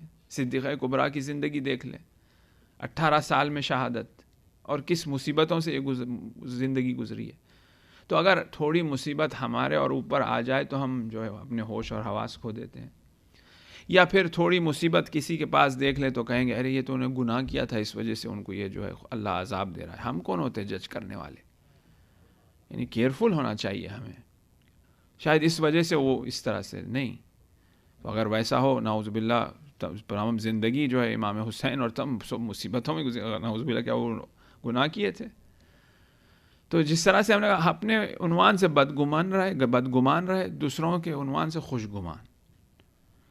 تو مصیبتوں پہ مصیبتیں ہیں، مگر یہ مصیبتیں اگر ہم دیکھیں کہ یہ خدا متعال کی طرف سے امتحان ہے. ومن یؤمن باللہ، جو ایمان رکھتے ہیں اللہ کے اوپر، تو یہدی قلبہ، ان کا قلب ہدایت پائے گا، اس میں وہ ہدایت دیکھیں گے. اسی لیے حضرت امیر فرماتے ہیں میں اپنے عزم کے پروگرامنگ کے شکست کھانے سے میں خداوند متعال کو جانا. یعنی خدا متعال کو جاننا کیا ہے؟ ہدایت ہے. خدا متعال کو پہچاننا خدا متعال کو، اللہ سبحانہ وتعالی کو، وہ ایک ہدایت ہے. میرا پروگرام شکست ہوا، اس کی وجہ سے میں اللہ کو پہچانا. یعنی مصیبت آئی، پروگرام شکست ہوا، مگر میں کیونکہ مومن ہوں، یہدی قلب ہوں، میرا قلب اور میرا وجود جو ہے ہدایت پا گیا اس سے. یعنی مسائل، پریشان، گرفتاریاں مومنین کے لیے آئے گی، لیکن انسان کو چاہیے کہ اس مصیبتوں سے اور ان پریشانیوں سے کبھی سیٹ بیک نہیں ہو، کبھی لیٹ گو نہ کرے، اسی طرح سے شرکت کرے مجالس میں، اسی طرح سے شرکت کرے حسینیہ میں، مسجدوں میں، زیارتوں پر جس طرح سے آپ ہمیشہ سے کرتے آئیں، چاہے رکاوٹیں آ بھی جائے، کبھی مایوس نہ ہو. یہ جو محبت اہل بیت ہمارے دلوں میں ہے نا، یہ بہت خاص چیز ہے، اور اس کا شکر گزار رہنا چاہیے، اور اسے سنبھال کے لے جانا ہے. اس پہ کوئی خدشہ نہ آنا پائے، اور اس وقت تک اس محبت کو لے جانا ہے جب تک کہ ہم خود اہل بیت علیہ السلام کو نہ ہی دیکھیں کہ ہم یہ تحفہ لائیں. اور اس کا خریدار جو ہے صدیق کبریٰ ہے. آج ایسے شہید کا ذکر کرنے جا رہے ہیں کہ جس کا بابا جو ہے مظلوم تھا، جس کا بابا کوئی مددگار نہیں تھا. یعنی امام حسین کے تو 72 صحابی تھے نا، 72 اصحاب تھے، بنی ہاشم تھے ان کی مدد کرنے کے لیے. لیکن حسن مجتبیٰ کی غربت دیکھیے کہ کوئی مددگار نہیں ہے. اپنی جان بچا کر وہ جو ہے وہاں سے کوفے سے واپس ہوتے ہیں مدینہ کی طرف. کوئی ہے نہیں مدد کرنے والا، زخمی ہو چکے ہیں. لیکن امام حسین کے اصحاب ہیں. آج اس ہستی کا ذکر ہے، شہزادے قاسم کا ذکر ہے. اکثر تاریخی اعتبار سے مہندی، شادی، عقد آخر ہوا کیا، اور پھر ساتھ ساتھ اس کے اوپر تنقید، اور ساتھ ساتھ اسے ایک کلچرل کہنا اور بے احترامی کرنا، اور پھر اختلاف جو ہے ایجاد کرنا قوم میں، یہ شعبہ نہیں دیتا. بعض حقائق، بعض جو کلچرل تھنگز اور ریالٹیز ہے اس کا احترام کرنا ضروری ہے. اور خود بخود جب انسان ایک کنٹری سے دوسرے کنٹری جاتا ہے تو وہ ایونچولی فیڈ اوے ہو جاتی ہیں. جس طرح سے مہندی ہم انڈیا یا پاکستان میں اس کا احترام اور اس سے ایک تبرک اور اس سے ایک تمسک، ایک توسل اس سے ہوتا تھا، شاید یہاں نہیں ہو، کیونکہ یہاں کے کلچر کے حساب سے، یہاں کے انٹلیکچوئل اور ریشنل اپریسیشن کے حساب سے شاید ہم اس سے تھوڑا سے فاصلہ حاصل کر لیں. لیکن جب ہم فاصلہ حاصل کرے ہیں تو ہماری ایمانی جو بیلیف ہے یا ایمانی جو ہے تعلق ہے اہل بیت سے وہ باقی ہے. لیکن بعض جگہوں پہ ضروری ہوتا ہے کہ اس کلچرل تھنگ کو قائم اور دائم رکھے تاکہ وہ شخص جو ضعیف ہے ریشنلی جو ہے اپنی توسل اس کے ذریعے رکھے. تو اس میں کوئی حرج نہیں ہے. انوویشنز اینڈ بدعت نہ کریں، لیکن جو ایک ٹریڈیشنلی جو چیز چلی آ رہی ہے اس کو ایک حکیمانہ طور پر سمجھیں اور اپریشیٹ کریں. اور پھر روایتوں میں بھی جو ہے ہمیں تھوڑا بہت اشارہ اس طرف ملتا ہے 3 عنوان سے. ایک تو یہ کہ امام حسین خود شہید مطہری بات کرتے ہیں اپنی کتاب میں کہ ایک تو یہ کہ امام حسین نے قاسم کو دولہا اسی لیے بنایا شاید کہ جو اعراب جو جنگ کرنے آئے ہیں قاسم کو دولہے کی حالت میں دیکھ کے کچھ رحم کر لیں. ایک نظریہ ہے. دوسرا نظریہ یہ ہے کہ امام حسین کی جو بیٹی تھی وہ کنواری تھی، اور جو جنگ کے قوانین کے حساب سے کوئی بیوہ کو گرفتار کیا جائے تو کچھ الگ قانون ہوتا ہے، کوئی نان بیوہ کو گرفتار کیا جائے تو اس کا کچھ الگ ہوتا ہے. اس حساب سے امام حسین نے عاشور کے دن صرف عقد پڑھا ہے حضرت قاسم کا یا امام حسن کے بیٹا کا. یہ ایک اور جو ہے نظریہ ہے. کہ تیسرا یہ کہ خود امام حسن کی اور امام حسین کی یہ خواہش تھی کہ امام حسین کی بیٹی کا عقد یا شادی جو ہے امام حسن کے بیٹے سے ہو، کیونکہ وقت نہیں تھا اور اس خواہش کو پوری کرنا تھا. شاید اس کی وجہ سے جو ہے کوئی ایسی شادی بے عنوان شادی نہیں ہوئی. وہ تو کربلا کا میدان ہے، ایک کے بعد ایک شہید جا رہا ہے. لیکن اس فریضے کو، اس خواہش کو جو ہے ایک تبرکی اعتبار سے، ایک جو ہے یعنی دنیاوی آداب و رسوم کے اعتبار سے پورا کیا گیا. خوب بہرحال جو بھی ہو مسلمات کو لے لیں جو یہ سب شک اور شبہات اور ضعیف چیزوں کو چھوڑ دے. مسلمات میں سے کیا ہے؟ مسلمات میں سے یہ ہے کہ قاسم کی شہادت ہوئی ہے. مسلمات میں سے یہ ہے کہ قاسم کی شہادت کس طرح سے ہوئی ہے. حضرت قاسم شب عاشور اصحاب امام حسین کے ساتھ ہے. جب چراغ کو گل کیا گیا ہے اور ابو الفضل نے بیعت دی ہے، اصحاب نے بیعت دی ہے، حضرت قاسم نے بھی بیعت دی ہے، ایک ایک اصحاب قیام چھوڑ کے چلے گئے ہیں، لیکن قاسم قیام چھوڑ کے نہیں گئے۔ کیوں نہیں جا رہے ہیں؟ آغا امام مولا پوچھتے ہیں قاسم تم اپنے ماں کے خیمے واپس کیوں نہیں جاتے؟ بابا آپ نے سب کا ذکر کیا، آپ نے کہا اکبر شہید ہوئیں گے، زہیر شہید ہوئیں گے، پسران مسلم شہید ہوئیں گے، لیکن آپ نے میرا نام نہیں لیا، کیا میں شہید نہیں ہوں گا؟ کمسن بچہ ہے، ان کی عمر شہادت امام حسن مجتبیٰ کے زمانے میں کچھ 1.5 سال کی تھی، کیا میں شہید نہیں ہوں گا؟ پھر امام نے کہا کہ قاسم تم تو کیا علی اصغر بھی شہید ہو جائیں گے، نام نہیں لیا، تمام افراد شہید ہو جائیں گے جوانان بنی ہاشم۔ تو جب اصغر کا نام سنا جلال میں آئے، کہنے لگے کیا اشقیاء قیام میں گھس جائیں گے، یہ کس طرح سے یہ جرأت کریں گے؟ تو یہاں پہ حسین کہتے ہیں نہیں، اصغر میرے ہاتھوں پہ شہید ہوگا۔ پھر قاسم واپس چلے گئے، اور پھر شب عاشور کے جو منظر ہے، ایک ایک خیموں میں مائیں اپنے بیٹوں کے ساتھ گفتگو کر رہی ہے، ام فروا بھی جو ہے قاسم سے گفتگو کر رہی ہے کہ تم جانا اور اپنی جان قربان کر دینا ماموس کے اوپر۔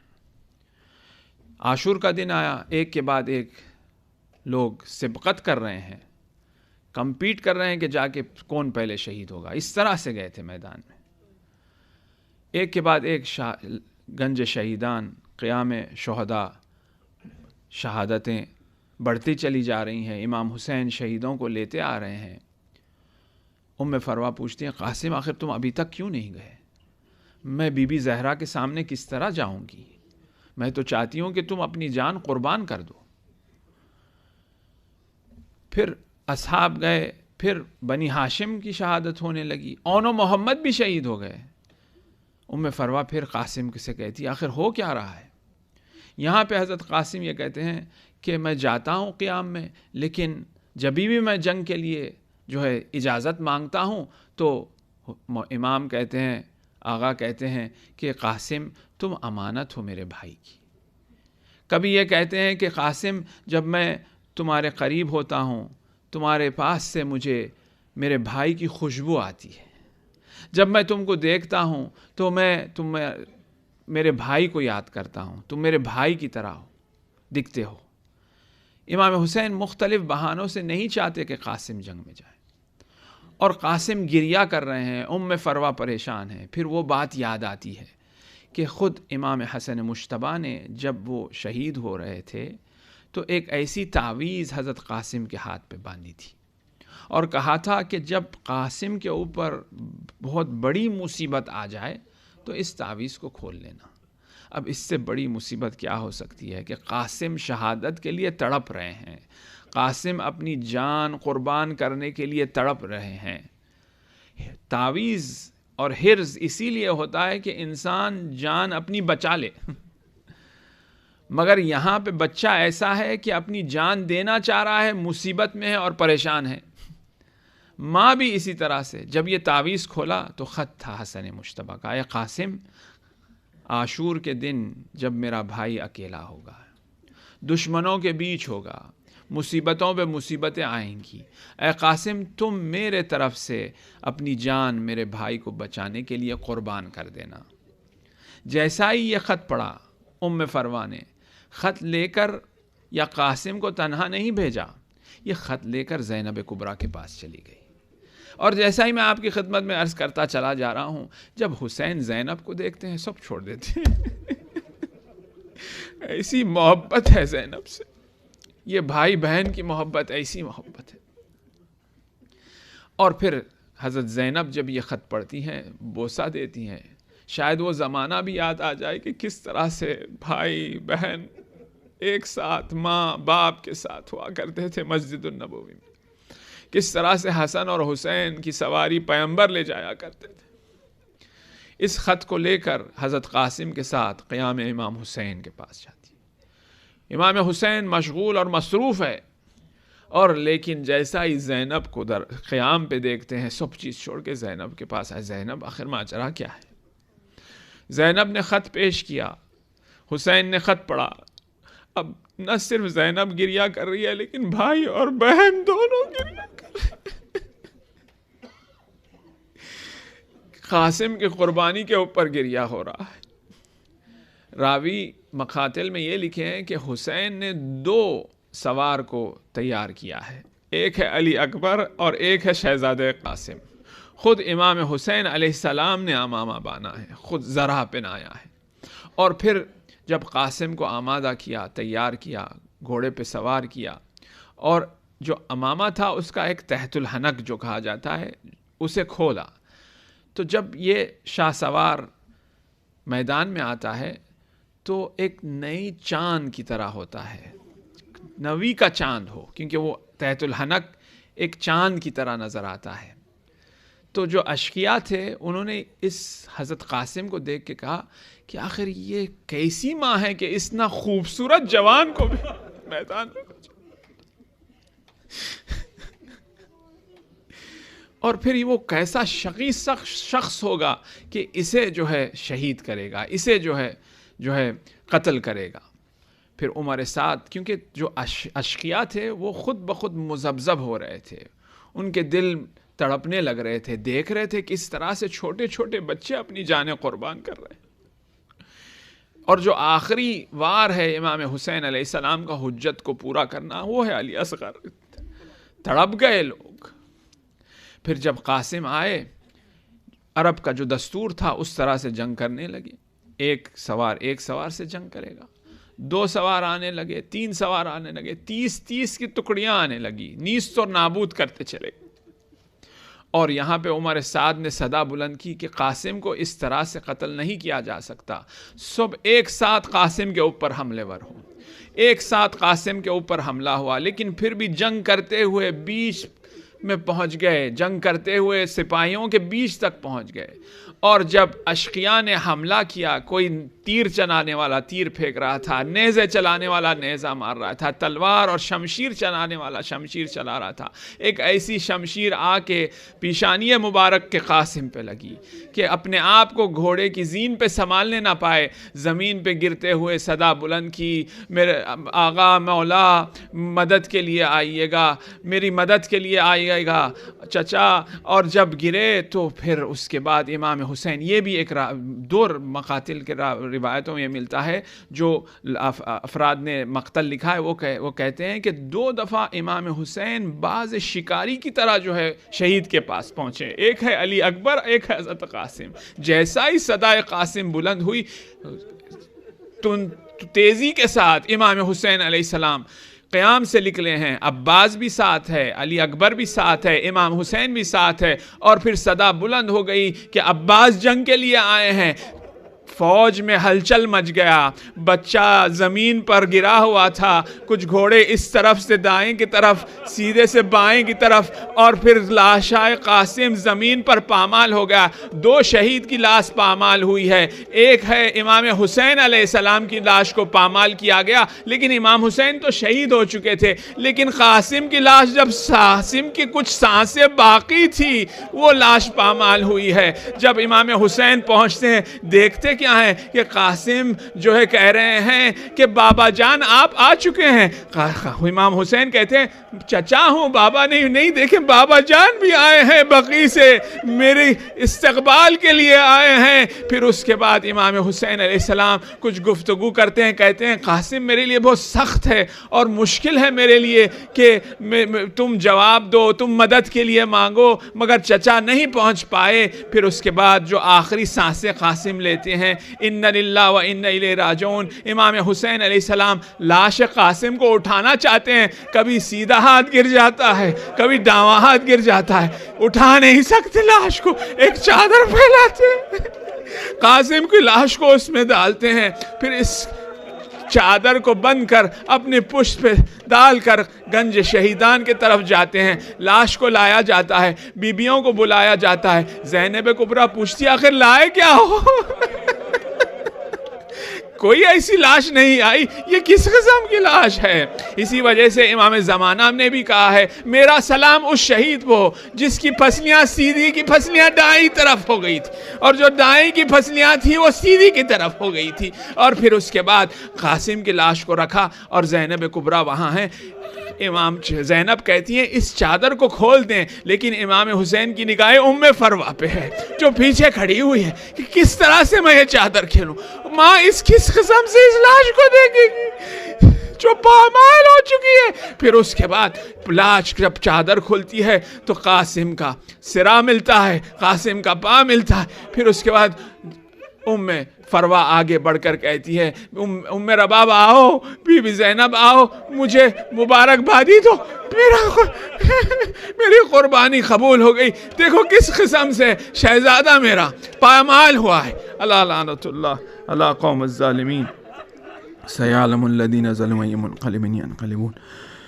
ماتم حسین یا حسین یا حسین یا حسین یا حسین. مومنین صافے بنا لیجیے. یا حسین یا حسین حسین یا حسین. مومنین ایک نوٹ اعلان نوٹ کر لیجیے. برادر دانش جو یہاں سلام و مرثیہ پڑھتے ہیں، آج بھی وہ اسکیجول تھے سلام و مرثیہ کے لیے. ان کے والد کا آج رات انتقال، شام کو انتقال ہو گیا. انا للہ و انا الیہ راجعون. کل ان کی نماز جنازہ یہاں مومن میں 3 بجے ہوگی اور تدفین باقی میں 3:30 بجے ہوگی انشاءاللہ. احمد نقوی ول سرکار نقوی کے لیے ایک فاتحہ پڑھ کے بھیج دیجیے سب.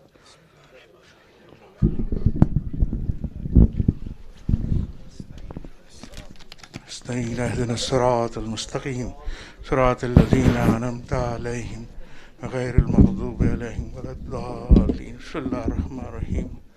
قل هو اللہ احد اللہ الصمد لم یلد ولم یولد ولم یکن له کفوا. قل هو اللہ احد اللہ الصمد لم یلد ولم یولد ولم یکن له ہیم. قل هو اللہ احد اللہ الصمد لم یلد ولم یولد ولم یکن له کفوا. محسن آپ تشریف لے آئیں، نواں خوانی کریں گے. محسن حسین یا حسین یا حسین حسین حسین یا حسین یا حسین یا حسین یا حسین یا حسین قاسم دی مہندی آ گئی بن رے دی ماں پکار دی. بیوہ حسن کی رو کر پکاری لاؤ سکینہ قاسم دی مہندی. بیوہ حسن کی رو کر پکاری لاؤ سکینہ قاسم دی مہندی. بیوہ حسن کی رو کر پکاری لاؤ سکینہ قاسم دی مہندی. بیوہ حسن کی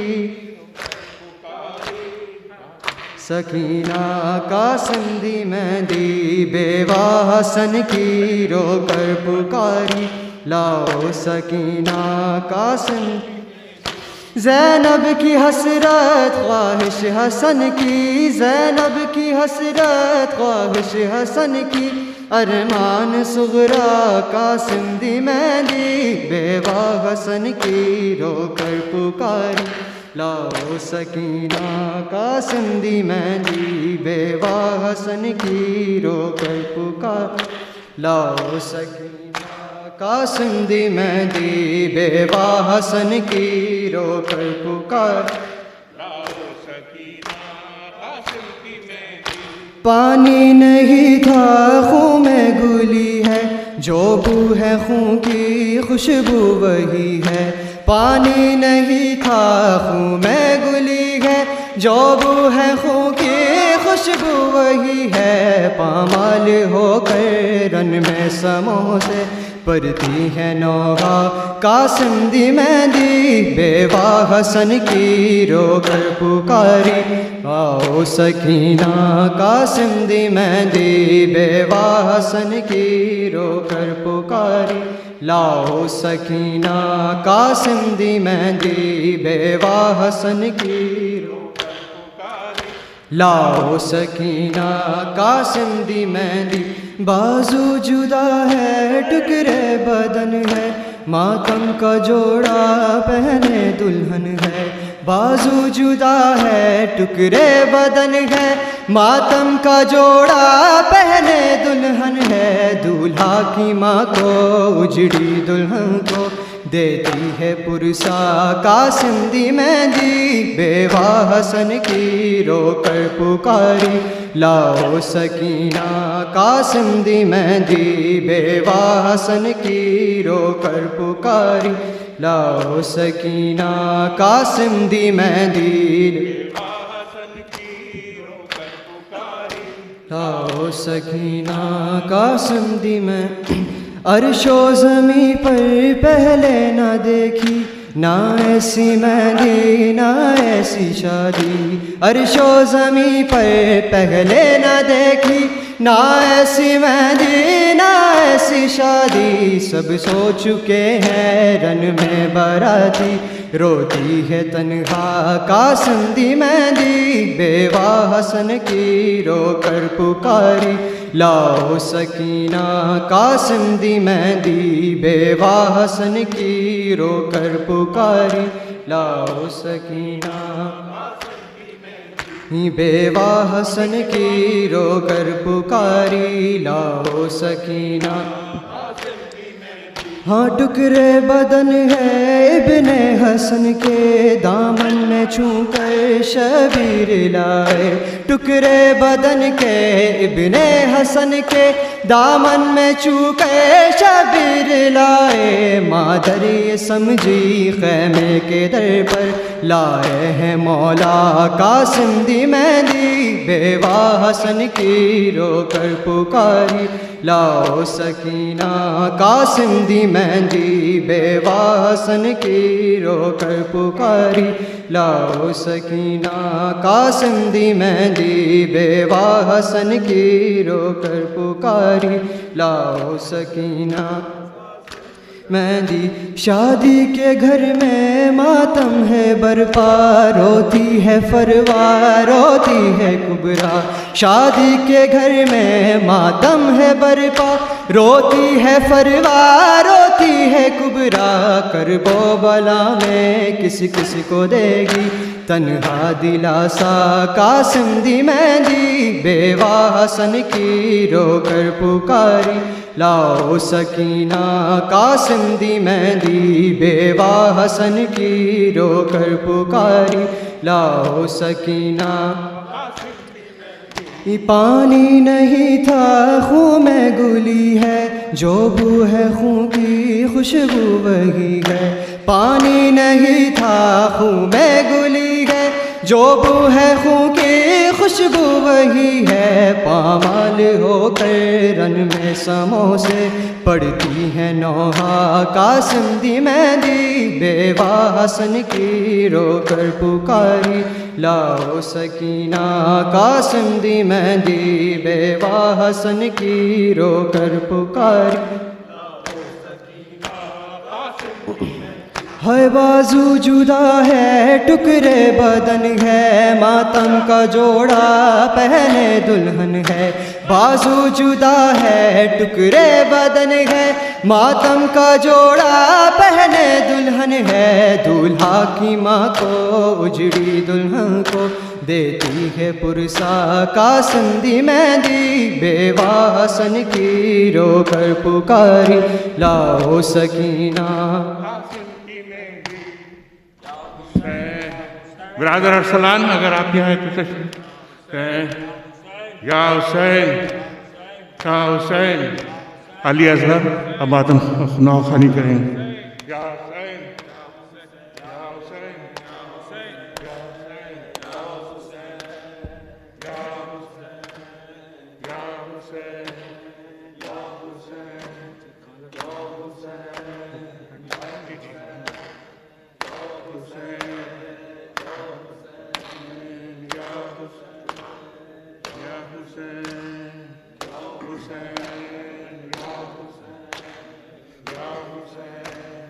غم میں ڈوبا ہوا کربل کا مسافر دیکھا، غم میں ڈوبا ہوا کربل کا مسافر دیکھا، غم میں ڈوبا ہوا کربل کا مسافر دیکھا،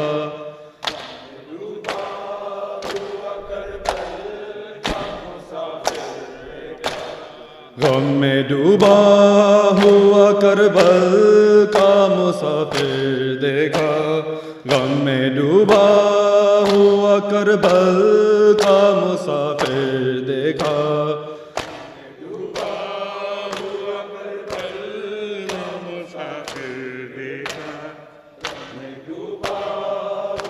کربل کا مسافر دیکھا، غم میں ڈوبا ہوا کربل کا مسافر دیکھا، روتے شبیر کو زہرا کی لحد پر دیکھا، غم میں ڈوبا ہوا کربل کا مسافر دیکھا، غم میں ڈوبا ہوا کربل